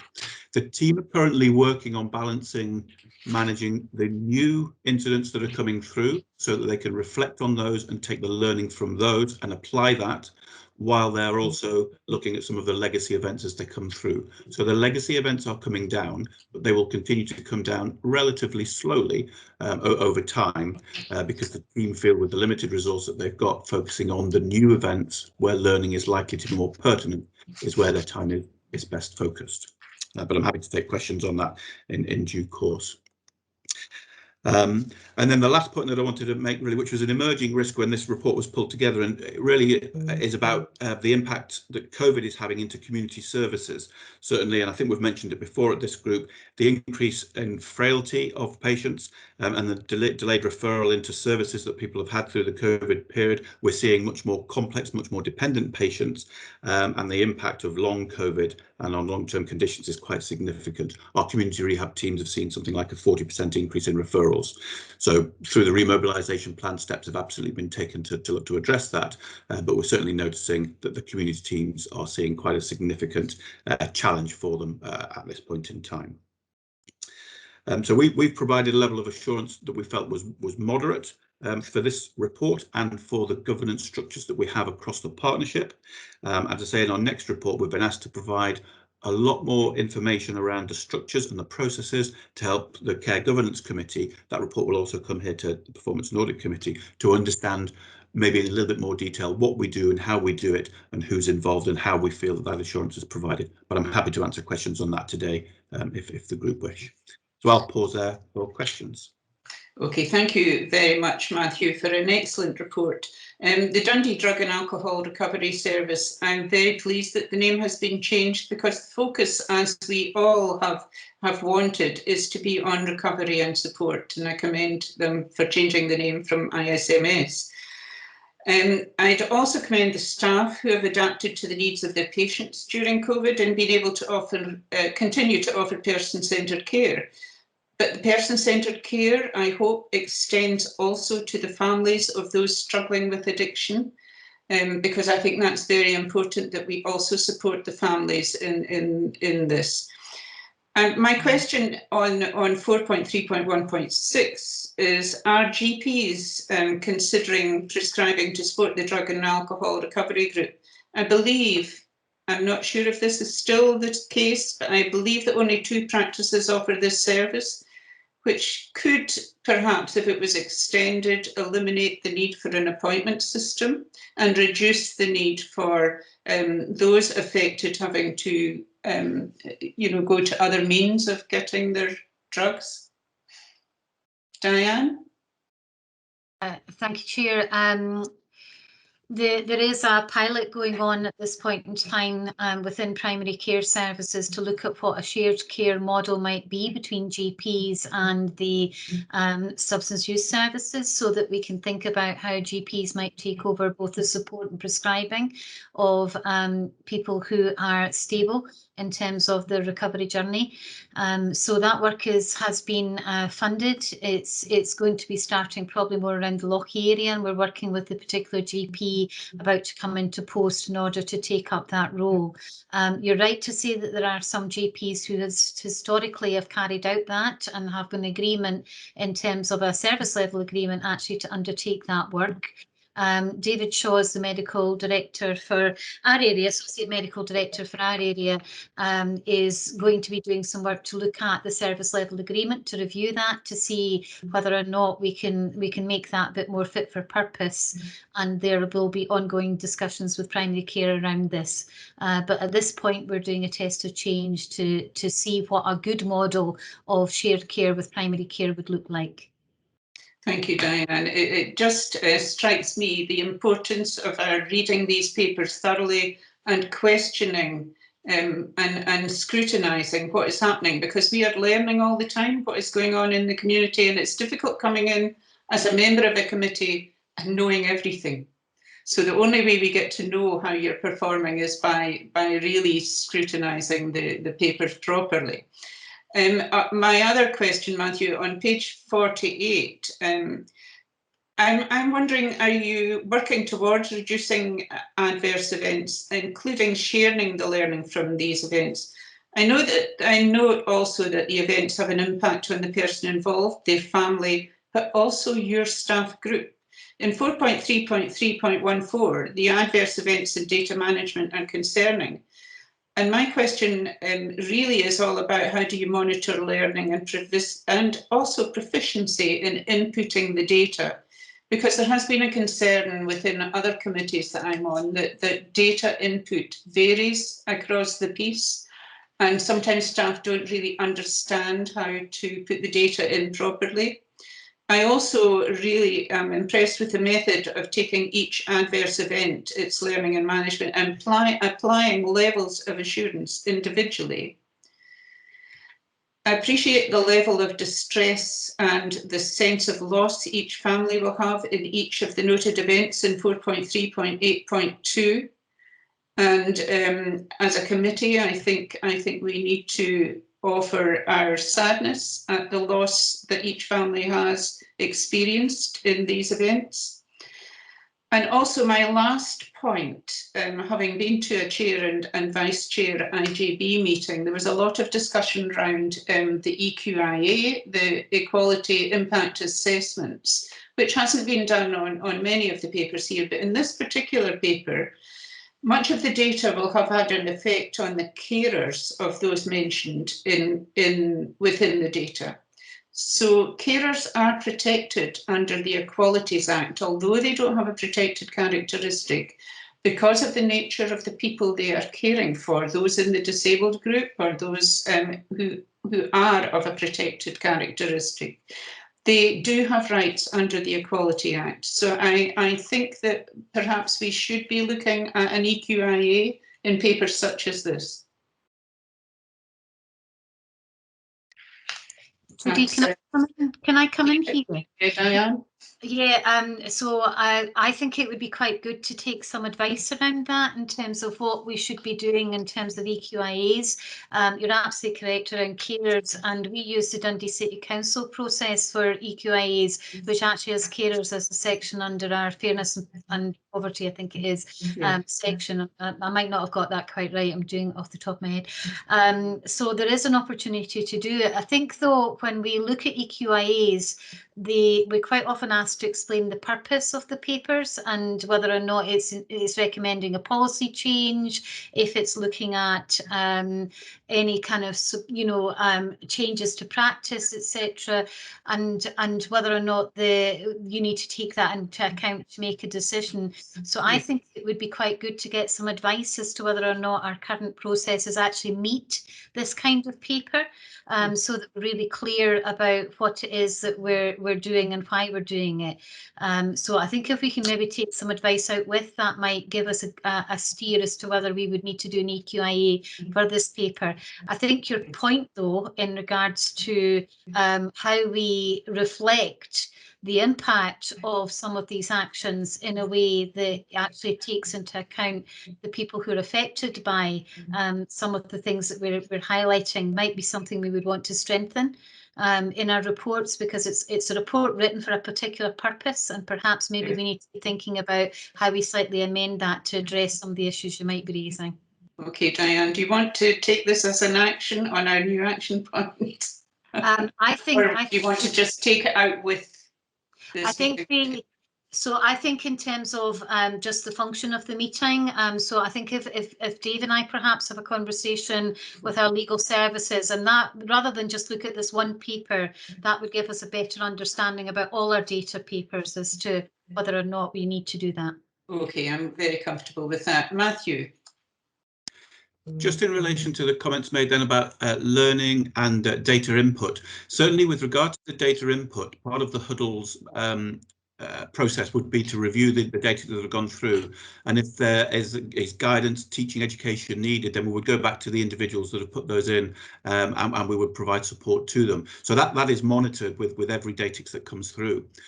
Learning's encouraged at all of the different forums, so the primary governance groups and R2, but the higher up we go with those, I suppose the focus does become more on exception. The governance forum, which is the bottom part of the pyramid, very much we've developed that to be an educational component where service managers and governance leads will come together and share good practice, but also challenges, but also we have themes running through that group where we maybe would have a focus on complaints or adverse events or whatever that might be, and we would use that as a forum for sharing the learning as widely as we can. But I take the point that maybe coming through to these papers, it would be useful to try and include some of that data as well. Okay, Matthew, that's good. But what is also useful within your learning forum is the adverse event impact on the staff who are dealing with that as well. But I'm comfortable that the Health and Social Care Partnership do have a very grounded and very well-run wellbeing service that staff can access, because there is always an impact on each individual member who's dealing with that adverse event. So as long as the staff are protected as well. Sorry. Oh, sorry. No, just to say onto that, yeah, again, part of the huddles process that we would do there would be, again, to identify, because often we'll get an adverse event that'll say this happened, and then we'll review that maybe within a day or two. So we will follow up to find out what was the outcome for the patient and carers and other people around them, but also how's the member of staff with that?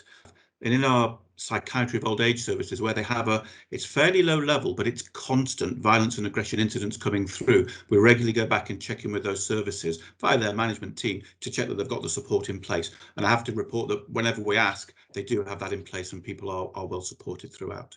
Okay, thank you very much, Matthew. Lynn? Again, I'm going to apologise in advance for the Bobby basic questioning, but in 2.2, It talks about, as lead officer for Dundee Health and Social Care Partnership, I would suggest the level of insurance provided is moderate.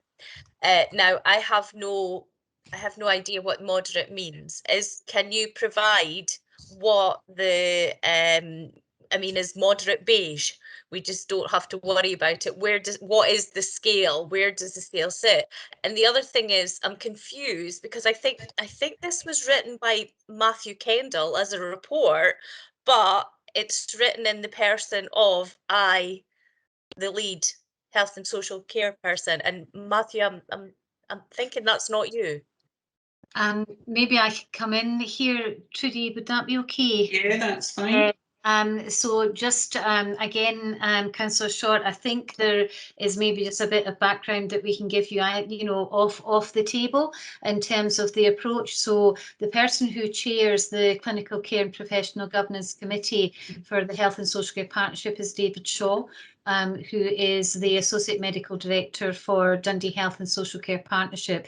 So it's his assurance, but Matthew is the lead officer with the portfolio for clinical care and professional governance. So he writes the reports in terms of the information that is coming. Dr. Shaw's not able to come to the meeting today, so Matthew and myself are covering the questions which may come up and are co-authors of the report. Okay, thank you. Right, okay. So will somebody also supply the kind of the levels of risk?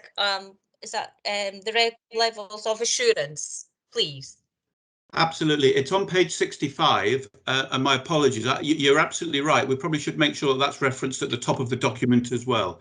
So the levels of assurance from comprehensive to no assurance are there with system adequacy and the controls in place. So that is there for reference, but my apologies, it probably needs to be at the top of the paper as well to outline that.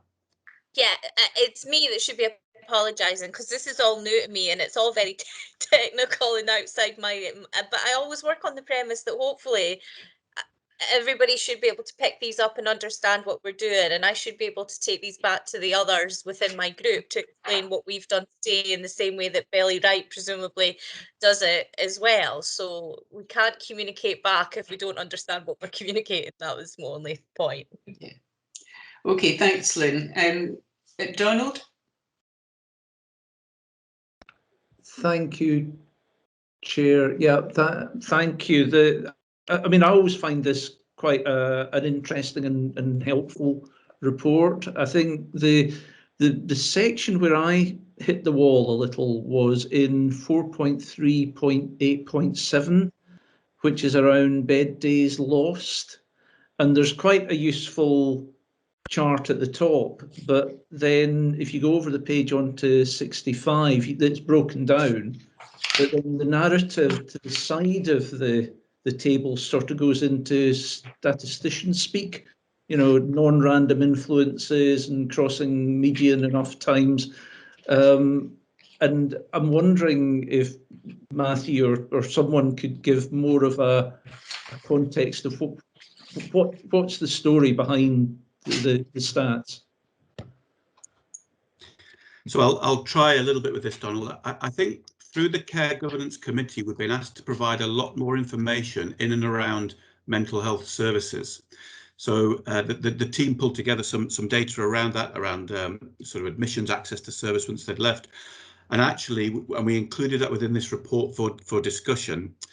But I think in hindsight, the strength of this information probably is stronger when it's compared across the partnership areas rather than as a run chart as it is sort of within there. I think it needs to be reviewed further and possibly will change in further iterations of this report. So I agree that it probably as a standalone set of data doesn't provide us with this sort of assurance that we seek to provide in this paper. Yeah, that's helpful, Matthew. I think it's worth another look because there's probably something useful behind there. Thanks. Okay, I'm bringing Martin now. Thanks, Chair.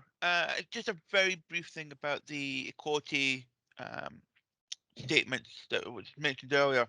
There's been some work done from the carer side in terms of this, in terms of making sure that this is embedded across across the whole of the integration authorities across Scotland, because we feel it's an important thing and something that has been picked up by a number of organisations outside of the care section specifically.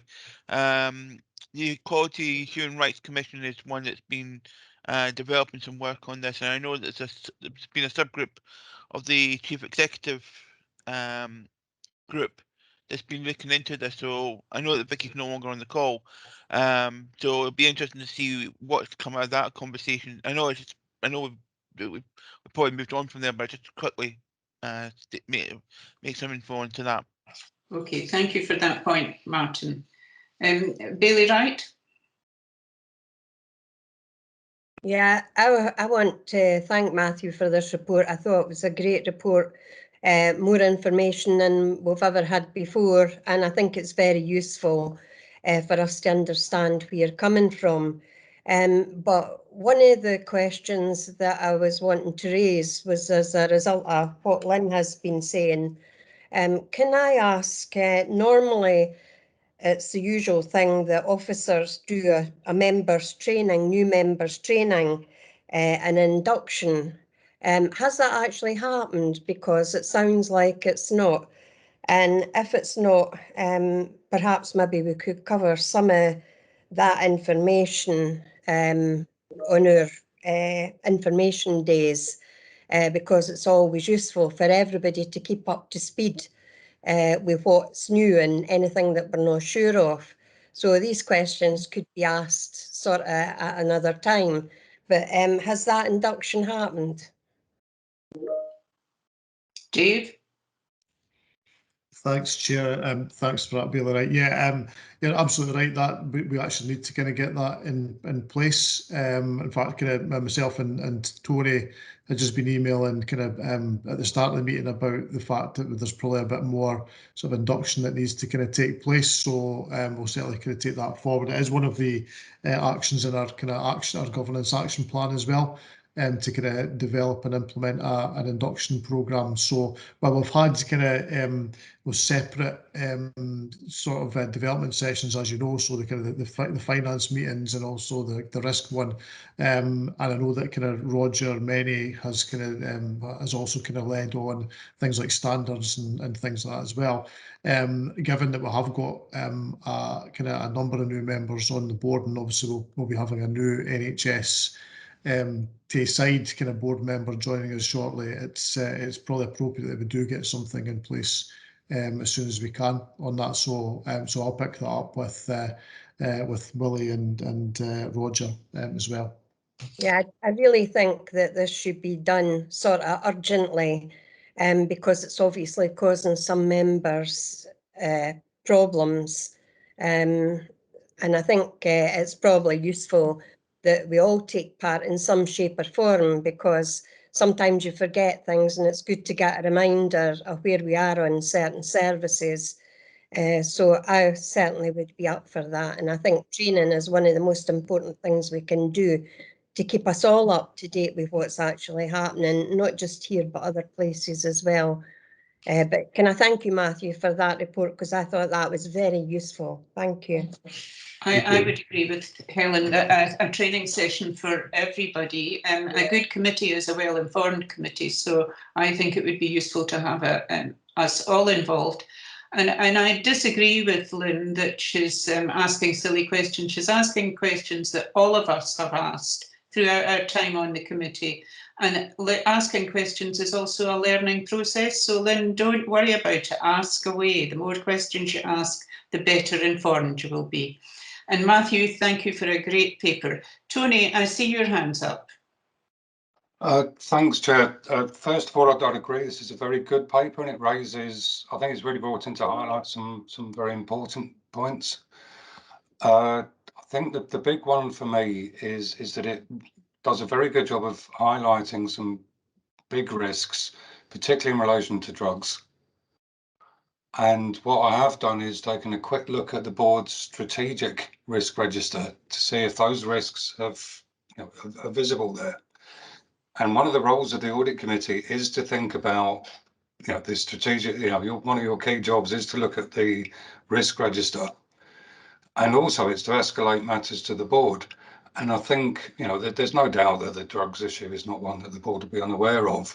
But in the context of thinking about your strategic risk register, I do think there should be, you know, the audit committee might wish to receive assurances that those risks are being fed through, because they may well be there, and there are things that kind of include them. But I think, given the importance and the seriousness, and indeed some of the drugs ones have been around for quite a while, it might be worth making them really prominent in your risk register so that you as a committee receive assurances on those. And then the final point, which is something that came up, I'd be quite happy to share some committee assurance principles.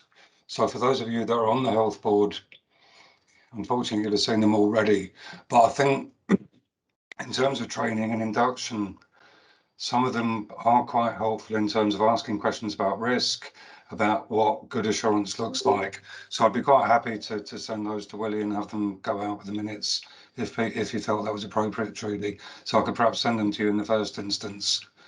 But I think they might be helpful in terms of framing some of those questions. Yeah, that's very useful, Tony. And I think also your mention of the risk register and us needing assurance that risks are fed through. Can we add this to the chair's assurance report, so that's one way, that's my way of feeding through to the board, because I would share that report in other areas like care governance.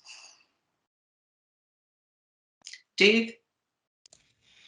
Yeah, thanks, Judy. Yeah, we'll certainly kind of reflect that back in the chair's assurance report. But just picking up on Tony's point there, I absolutely agree. I think this probably does kind of merit a specific kind of entry on the risk register, in the strategic risk register.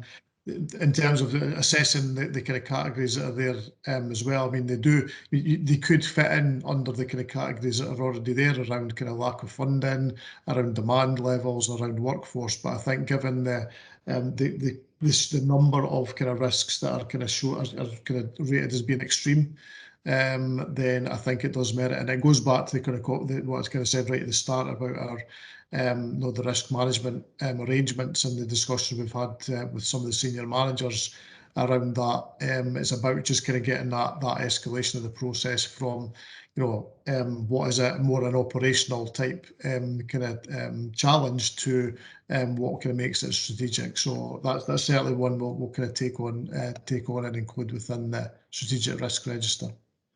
Okay, thank you very much, Dave. So I don't see any other hands. So it is recommended that the Performance and Audit Committee note the exception report for the Dundee Health and Social Care Partnership Clinical Care and Professional Governance Group as detailed in section 4. This report is presented for assurance as lead officer for Dundee Health and Social Care Partnership. Oh no, wait a minute. Willie, what are the recommendations? I'm sorry, I've lost the plot here. Yeah, thanks, Chair. Just the recommendations are just simply as listed at 2.1 and 2.2 of that particular report, and we'll minute them accordingly. Thanks. Okay, that's fine. Thank you very much for saving my bacon. Now, I know that the next item on the agenda is the audit report, and I would like everybody to be so comfortable that they are going to be really focused on the audit report. So I suggest a 5-minute just comfort break, if that's okay. I'm sorry it's just 5 minutes, but it's just to give people time to get comfortable before we discuss audit, because that's such an important thing. I don't want you fidgeting. Okay, so just a break for 5 minutes. Okay, welcome back, everybody. I hope you're comfortable. And we're now going on to item 9, which is the Audit Scotland annual report. And who's taking this? Is this Dave? Thanks, Judy. I'll just say kind of a short introduction to this, but I'll pass on to Anne-Marie, who's going to kind of take you through the detail. So in terms of background, again, for those of you who haven't maybe kind of experienced this one before, so we have our annual kind of audit, external audit annual review. It falls around mainly the financial statements, but as you'll see from the report, it goes much wider than that. And I don't want to kind of steal Anne-Marie's thunder too much, but it really kind of encompasses Audit Scotland's kind of overview of our activities over the past 12 months, and also starts to kind of look at some of the sort of more future challenges that the IGB is likely to face as well. So as part of the annual accounts process, you see in the detail of the report itself, it has the sort of timetable on when you as members will expect to see with both the draft accounts and also the audit certificate, and also our kind of final accounts themselves, and some of the audited accounts as well. So I'll pass over to Anne-Marie in case I start to stray into her territory. So. Okay, Anne-Marie, welcome. Thank you. Just before I start in terms of the plan, just going back to the point we were talking about induction training, we would be happy to be involved in anything as well. But we've done that sort of thing in the past, so hopefully if we can get our calendars to align, that is, or even if we don't do it on the same day as everybody else, you know, how we can make it work. Yes, so just wanted thank you, Anne-Marie. That's make very that good. point. So yeah, in terms of Dave as the Chief Finance Officer's introduction, I think in terms of the report that he's prepared, it summarises quite well the content of our annual audit plan. So in terms of this document here, this is the plan in terms of the work that we want to do in terms of the 2021 audit. The sort of a overarching report will come in November when we're finalised the audit work. So in effect, the plan sets out the overview of the audit work that we need to do to allow us to provide the Integration Joint Board and the Controller of Audit the audit opinions on this year's audit. In Exhibit 1, it details the main audit risks that we've identified relevant to this year. And one of the things I'd point out, we're talking about audit risk in terms of the work that we need to do to provide those opinions on how the audit of the IGB, as opposed to the IGB's own strategic risks, because they can be similar, but to all intents and purposes, they are different, because it's the audit risk, that's the work that we need to do to allow us to do the right level of work, to allow us to provide an appropriate audit opinion. And the risk for us is we don't do the right work and we might end up with the wrong opinion. So it's a very important part of our consideration of what we do. So that's the sort of a distinction, and hopefully that makes sense. So the risks are split into two categories: the financial statement risk, so that's about the actual annual accounts and the information that's in the annual accounts. So that's the financial statements in terms of the income and expenditure statement, the balance sheet, and all the narrative sections within the accounts as well, because there's separate audit opinions on those very important parts of the annual accounts as well. So the work is for the whole document. So that's why we make the distinction. The wider dimensions risks are the areas that are more a focus in terms of the Code of Audit Practice that Audit Scotland has in place. And those are the sort of key areas around financial sustainability, governance and transparency, financial management and value for money. So we think about the audit risks in terms of those areas as well, so that we're able to reach the appropriate conclusions in our annual audit reports when we get to the end of this sort of audit cycle. So if we just go to the risks in Exhibit 1, and we just have a look at the financial statements risks. So risk 1, the management overrider controls. Risk 2, the risk of material misstatement caused by fraud in expenditure. These are risks that you will see in just about every annual audit plan for an organisation. At this point in time, that we're not saying that we have seen evidence of these risks. It's just how we organise our work so that we are sceptical, and we design audit procedures so that we are mindful that these things could happen, and that so that we can undertake appropriate work. Risk 3 related to the acute hospital set aside. That's the risk that you will see that's common in IGB annual audit plans and the partner health boards. Part of the reason why it's there is because it's an estimate, and so in terms of audit work, we need to be mindful that we do the right level of work around whether the estimate has been based on appropriate information. So that's the focus for that work. If we sort of move on to the wider dimension risk areas, that you will see that there's financial sustainability, the improvement agenda, risk management. These are 3 risks that have been a carryover from previous years. Some of how its wording has changed ever so slightly because some of how the work that's gone on in terms of the IGB over recent years, but they're still important risks. We also have a new risk this year in terms of the pressures created by the pandemic. Again, how we've already kind of spoken about that earlier in today's meeting in terms of the strategic commissioning plan and how that might need to change because of how everything that's changed, I think, in terms of the IGB's delivery agenda. For the members of the committee that have seen an annual audit plan in the past, you'll see that there's actually fewer risks this year compared to previous plans. And in part that's because we've been able to see that there's been some positive developments in some areas. For example, best value.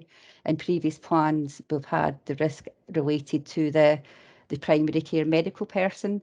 Now it's not in the plan this year because in previous meetings we had been updated that a new person had been identified. But obviously we'll monitor that position to see that that person comes onto the board in due course and put an update in their annual audit report in that area. So just wanted to mention that. One of the things to also mention that's important, before we actually start the financial statements audit, we will go back and look at our audit risks to make sure that we think that they are still relevant, whether they change in focus or whether we identify anything else. That's just part of the normal audit planning process, that we need to be alert to anything that may come about over the course of the audit cycle. I'm not planning on going through the detail of the risks, but if anyone's got any questions, happy to respond. So what I want to do now is I want to move over to the planned audit timetable, which is in Exhibit 4 of the annual audit plan. It's following a similar timeframe to that of last year's. Traditionally, what we would normally do in terms of an IGB audit, which is a local government body, is that we would get the draft accounts at the end of, or the unaudited accounts at the end of June, and we would work to have everything done and completed by the end of September, whereby we would have the audit done and the annual audit report prepared, and it would come to the committee at the end of September for them to consider and recommend approval. Because of the pandemic and the change of working practices and pressures on staff, last year we moved that timetable from unaudited accounts in June to completion in November. So this year we're going to follow the same timetable, working to the end of November, recognising the continuing impact of the pandemic on the audit working practices, because we remain all working remotely at home rather than being on the client site, and that kind of adds in that extra sort of a time lag in being able to get things done. So, but the other important thing is that it's recognising the commitment of actually being able to deliver, if we can, by an agreed timetable, instead of getting to see maybe, I don't know, halfway through September and thinking, no, we're not going to do it. So we're planning ahead so that we can get the work done to that revised timetable. But it's recognising the commitment that Audit Scotland has to its staff's well-being and the well-being of the client staff, because annual accounts audits can be a very busy and very pressured time. And in recognition of all the important work that particularly the likes of Dave as the Chief Finance Officer has to do, as well as being the Chief Finance Officer, he has other really important duties. So to have a very tight deadline is potentially not recognising the complexities of what we need to do to make sure that everybody's okay, and that we are also delivering quality audits. From an Audit Scotland perspective, staff wellbeing, client wellbeing and quality audits are paramount, and if deadlines need to move to make sure those things are maintained, then that's what will happen. So that the timeline is now been set with the aim that we shall be able to achieve all those priorities and aims, but if things come to light that mean that we can't achieve it, we will discuss revising it to make sure that everything that we want to do gets done properly. So one small final thing that I want to mention is something for the IGB and the PAC members to look out for is tomorrow. Audit Scotland and the Accounts Commission are going to be publishing their annual Local Government in Scotland Overview Report. So I've not seen it because I don't work on that team, but my understanding is that there'll be lots of relevant information in it that would be of interest to the IGB. So I'd like to now bring that to your attention. So in terms of the annual audit plan, because Dave's report is quite detailed in terms of what it covers, I'm not planning on saying anything else, but if anyone's got any questions, happy to take those questions. Thank you very much, Anne-Marie. That was quite detailed and welcome. I think I just want to mention about the GP thing, the risk that has come off the table. My latest information is that there is a GP joining the practice in Lochee who has agreed to become part of our IJB list of members. So I'll keep an eye on it as well, Anne-Marie, and should I have any worries, I'll get back in touch with you. Donald? Thank you, Chair, and thank you very much, Anne-Marie. It's looks like a very well structured, well thought through audit plan, and I think interested to see how it develops. My only question was in relation to Exhibit 4, where you say that you don't plan to place formal reliance on the work of internal audit. Now, I come from a very different environment, but in a commercial world, it would really be quite common for external auditors to place reliance on the work of internal audit, provided that they're well structured, well resourced, looking at the right areas. And there are two good reasons for that. One, there's a cost element, and secondly, it avoids duplication, so that the internal audit aren't coming to Dave one day and asking him a load of questions, and then external audit go to Dave the second day and ask him the same questions again. So I suppose my question is just why, and I know it's not specific to Dundee IJB, is just why there's not more reliance placed to avoid this duplication and cost. It's a very fair question, but it comes down to a technical thing in terms of the approach. It's based on the IGB's annual audit plan. There's no audits planned that relate to the financial statements part of the accounts. So the formal reliance element, it relates to that aspect only. So in terms of all the things that you've said, yes, we review the internal audit section to assess whether we can rely on them, and the answer to that is absolutely yes. And what we do place not formal reliance of, but we take cognizance of, is any reports that they produce. So any report internal audit produce, we read and we consider and we factor them into any of the work that we do. So we absolutely avoid any duplication with internal audit. It's quite a sort of a technical thing in terms of the annual audit plan, and I think it's a good point that you make, that it's maybe not explained that well. Okay, no, thanks, Anne-Marie. And I see Tony's wanting to comment, so I'll shut up. I'll bring Tony in now. No, just very quickly, I mean, that's always likely to be the case, and in a sense, you can end up with that situation because it's not a massive audit plan, and therefore what we are doing effectively is dividing it between us. So it's always going to be the case that they're not going to be placing reliance on our work, because if we know they're doing it, we need to do something else, because as you know, you've got a wide variety of risks, not a massive plan from either of us. So we're in essence, that's another way of saying that we're dividing the workload between us in a way that maximises the assurance you receive, rather than tripping over each other. Yeah, that's helpful. Thanks, Tony. I think that's really the point I was looking to get. Thank you. Okay, I don't see any other hands. Anne-Marie, you're getting off lightly today, I think.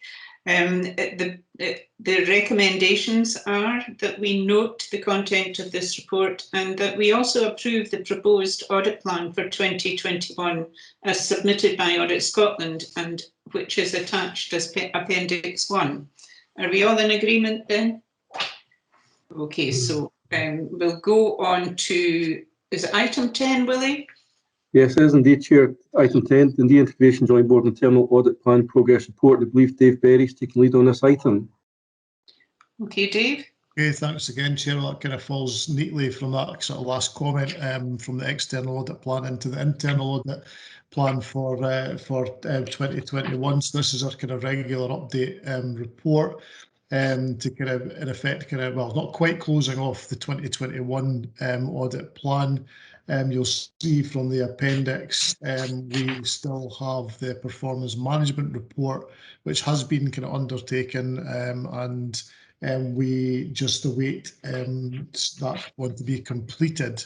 I think there's just a wee bit of tidying up to do on that one before that one will be ready. So that will come to our next available park meeting, which is in September, and that'll kind of close off the 2021 plan. We are doing, and you'll kind of link it in with the governance action plan kind of update as well. And we are working with internal audit on trying to kind of consolidate the actions in the governance action plan, and that's further audit time that's factored into the plan. We've kind of used that time rather than what we'd initially planned to do in terms of looking at sort of business continuity arrangements, and that you'll see in the next item that's been replaced as a more substantive audit around IGBs as category 1 responders to reflect our kind of new role in that regard. So the updates provided for you. I don't know, Tony, if you want to say anything else on that, or are you kind of happy with that? No, I think that's a very fair summary, and I think the important thing is, well, one thing that we haven't talked about is the IJB risk management strategy, which was, I'm afraid, I deluged, Dave. So when we said we commented on the strategy, I think that's possibly an understatement. I can't remember how many you accused me of sending. I think it was 46 comments or something. But certainly the new IJB risk management strategy that you have, I think, is very good. I'll be absolutely honest, I have now, with those permissions, shared that with a number of other RJB clients because I think it's excellent. So I think that's a very positive piece of work, and there was no real contribution from me other than to look through it, make a number of comments, but I think that work was particularly important, and I'd want to reflect on that. And the other one, of course, is this issue of the action plan and really updating it to make sure, and there were separate conversations held, because it's really important, and when we have commented in the past about making sure that happens, but we are in a post-COVID environment. Some of the things we might have got excited about before, we are no longer as excited because there is other risks coming along. So we're revisiting that, and I think that's important to give the organisation a fighting chance of delivering the most important aspects and reflecting on what's now important and what's not. Apart from that, I'd happily welcome any questions that members may have. Dave?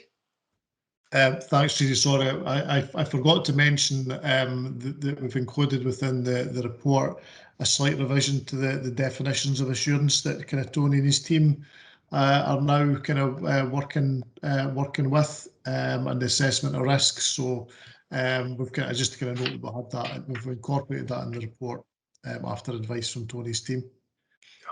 For those who get excited about such things, they are in accordance with the new set for guidance. And I'm sure everyone feels much more comfortable for knowing. Yeah, I was certainly very impressed with your assurance reporting. We've had trouble with that in the NHST as well.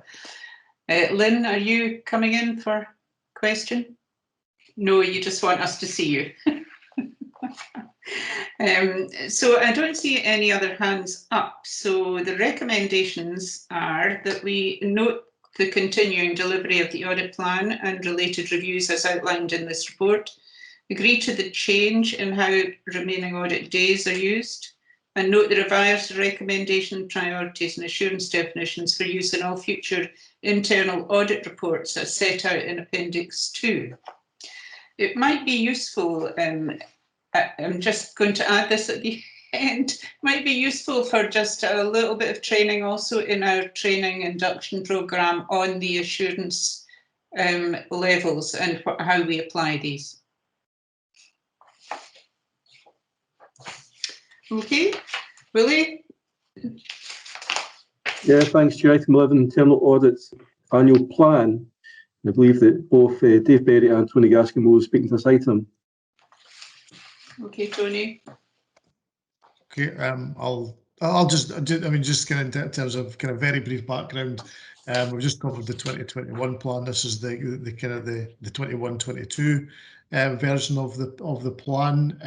We link back with the strategic risk register as to look at our sort of main areas that are kind of that we still need to kind of look at and review. So and this plan kind of reflects that, and also reflects the available audit days from both Tony's team and also Dundee City Council's internal audit service, who will jointly provide the internal audit provision to the IGB. So the plan is there for approval, but I'll let kind of Tony kind of pick up any particular ones he wants to highlight. Yeah, I think the main points are that we're in an unusual year. So we've always said that any plan may be contingent, and who knows what will happen, and we may need to revise. But at this stage, having gone through the risk register and had discussions with officers, these strike us as the key issues.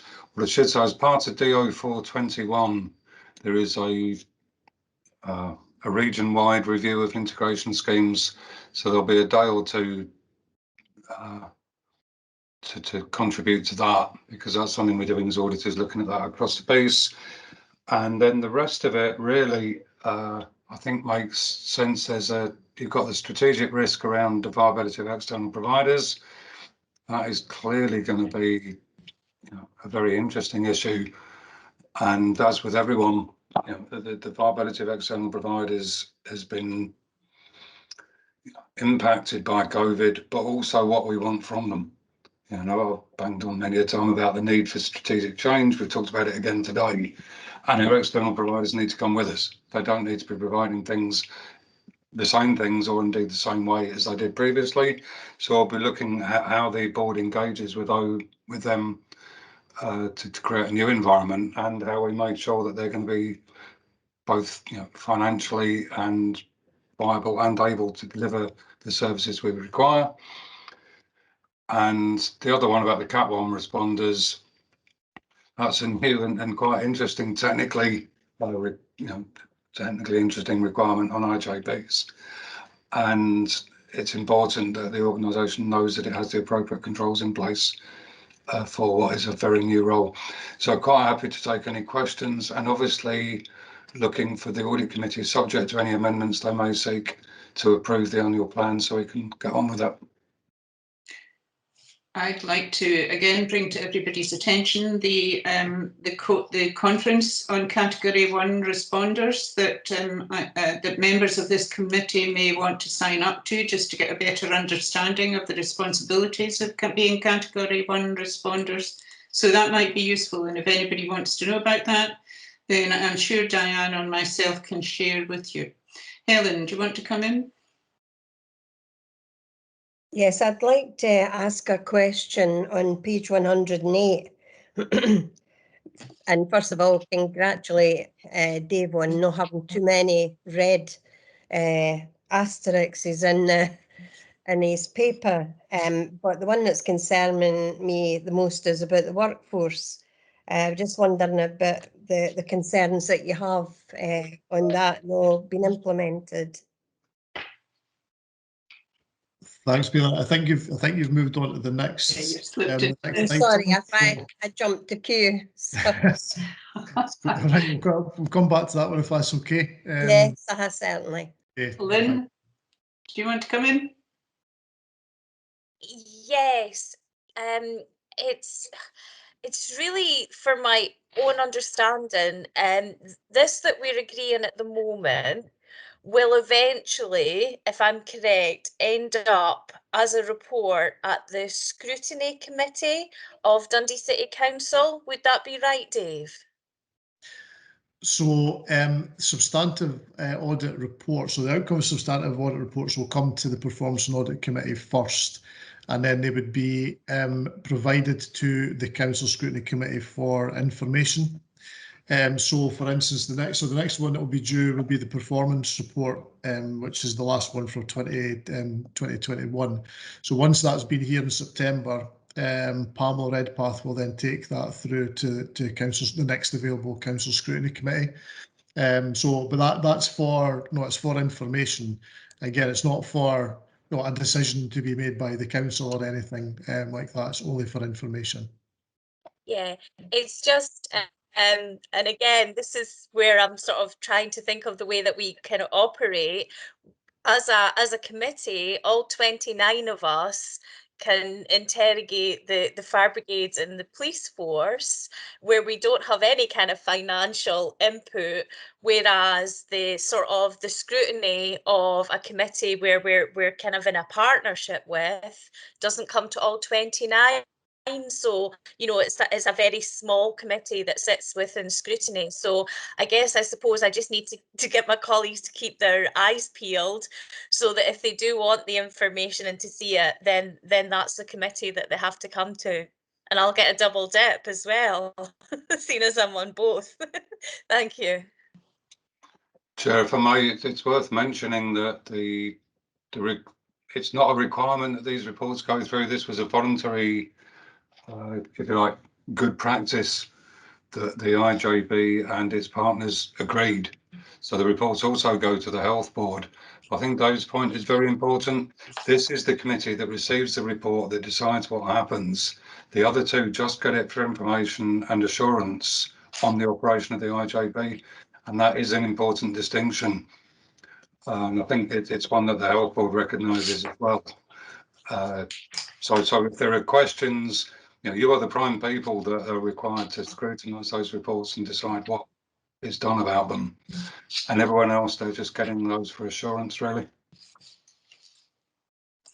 Okay, thank you very much. Dave, do you want to come in?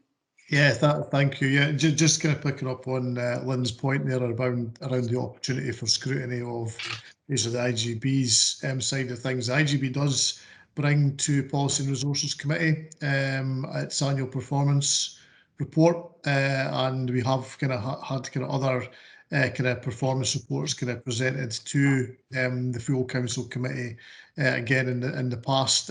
We also have a lot of our performances also incorporated into things like the city plan reviews, the council plan reviews. So it's not that there's nothing comes for further scrutiny for the council members, and indeed, Vicky and Diane and myself have had been subject to kind of scrutiny by the council at kind of various points. So just to give you that assurance that it's not that there's nothing goes to the council on that in that regard. Thank you, Dave. Going back to DO 521, the viability of external providers and things, I think we have really improved relationships with our care providers in the care homes since the introduction of the nurse directors and the additional learning that we've put into the care homes.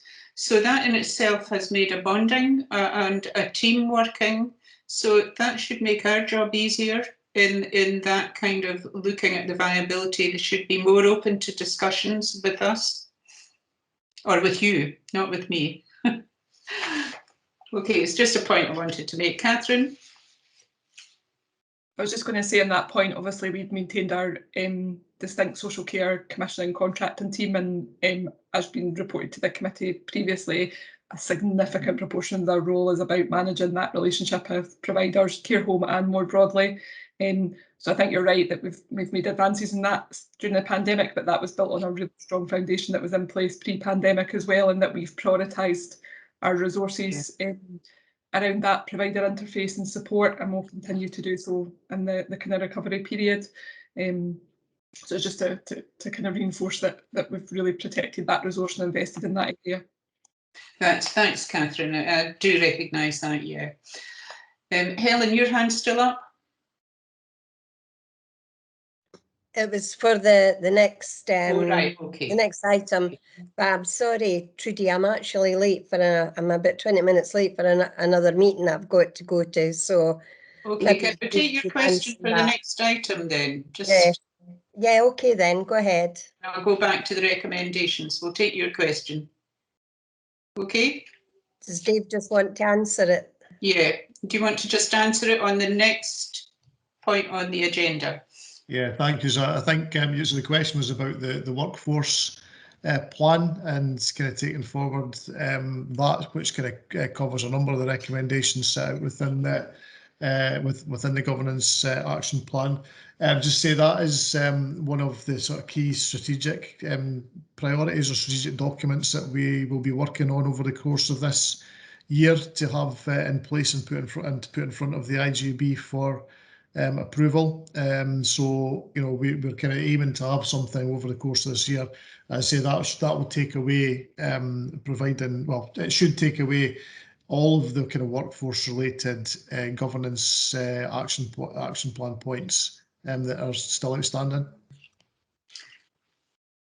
Are you comfortable with that, Helen? Yes, yes, I take it it's going to be ongoing anyway, so. Yeah. Okay. Enjoy your next meeting then. Just one of the concerns that I have is if things aren't going to go well. Okay, thanks. Thank you. Right. Okay. Bye, everybody. Bye. So if we go back to this item, the internal audit plan and the recommendations, so it's recommended that we, the PAC, agree to the continuation of Fife Tayside, Forth Valley Audit and Management Services as the IJB's lead internal auditors, and therefore taking the role of Chief Internal Auditor. Approve the 2021 annual plan as set out in Appendix 1 to this report, and note that no updates are required to the internal audit charter as noted in section 4.2 of this report. Is everybody comfortable with that? Okay, so we'll go on to the next item, Willie. Yes, item 12, Governance Action Plan Progress Report. Okay, and I think it's Sheila is taking this, yeah? That's right. So we're asking the committee to note the content of the report. This is an update report which is presented to each meeting of this committee, detailing progress on outstanding governance actions that have been picked up from other reports that have been presented to the Performance and Audit Committee. For those that are familiar with the report, they might note that the layout of the appendix has been developed from the previous one to include the strategic risk register headings, and that was following discussion on risk at the last meeting. The appendix uses the red, amber, green system to indicate progress on actions, and the actions that were showing as completed or green at the last meeting have been removed from the appendix, so that it's only things that have not been completed since the report last came to you. Most of the actions showing as not started, showing as red, will be addressed within the timescale, either by the review of the Tayside IJB integration schemes, or will be impacted on by the increased capacity now in the senior management team. And as Dave said, the workforce plan is one of those documents that's going to be considered this year. Okay, are there any questions or points people wish to raise for Sheila or Dave? Donald? Thank you, Chair.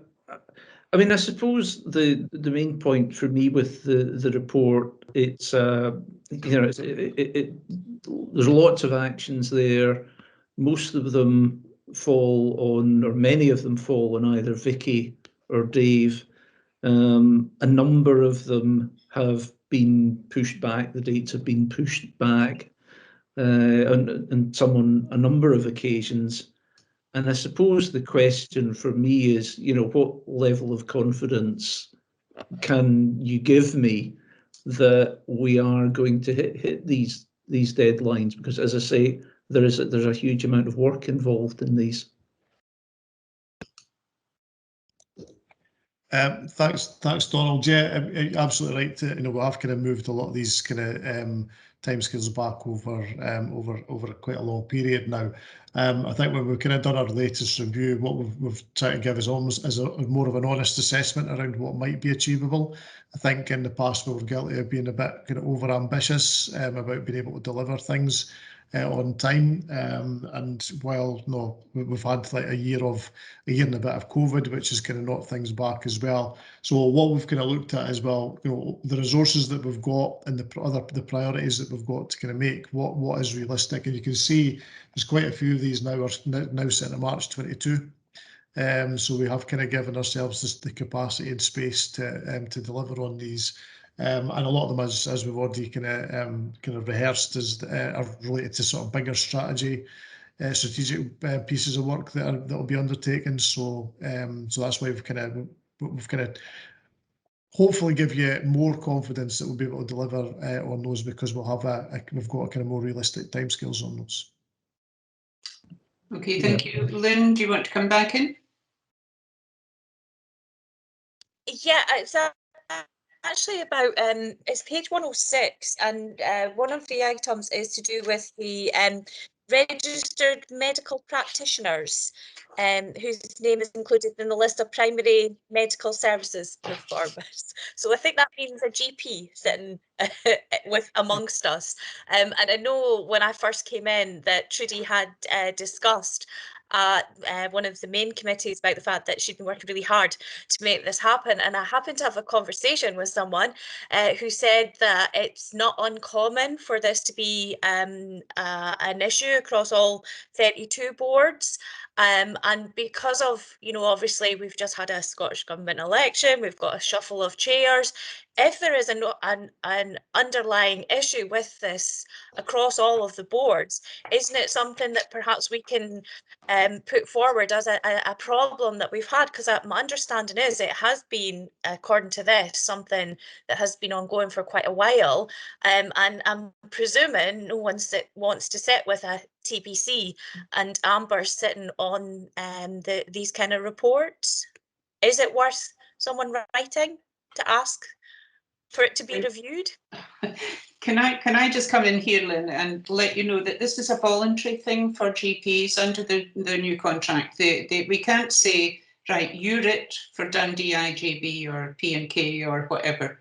So we can't impose that attendance or membership of a committee on these people. So it has to be somebody who puts their hand up and says, actually, I have time. And I think it's the time factor. And I don't think they get paid for that additional input into these committees.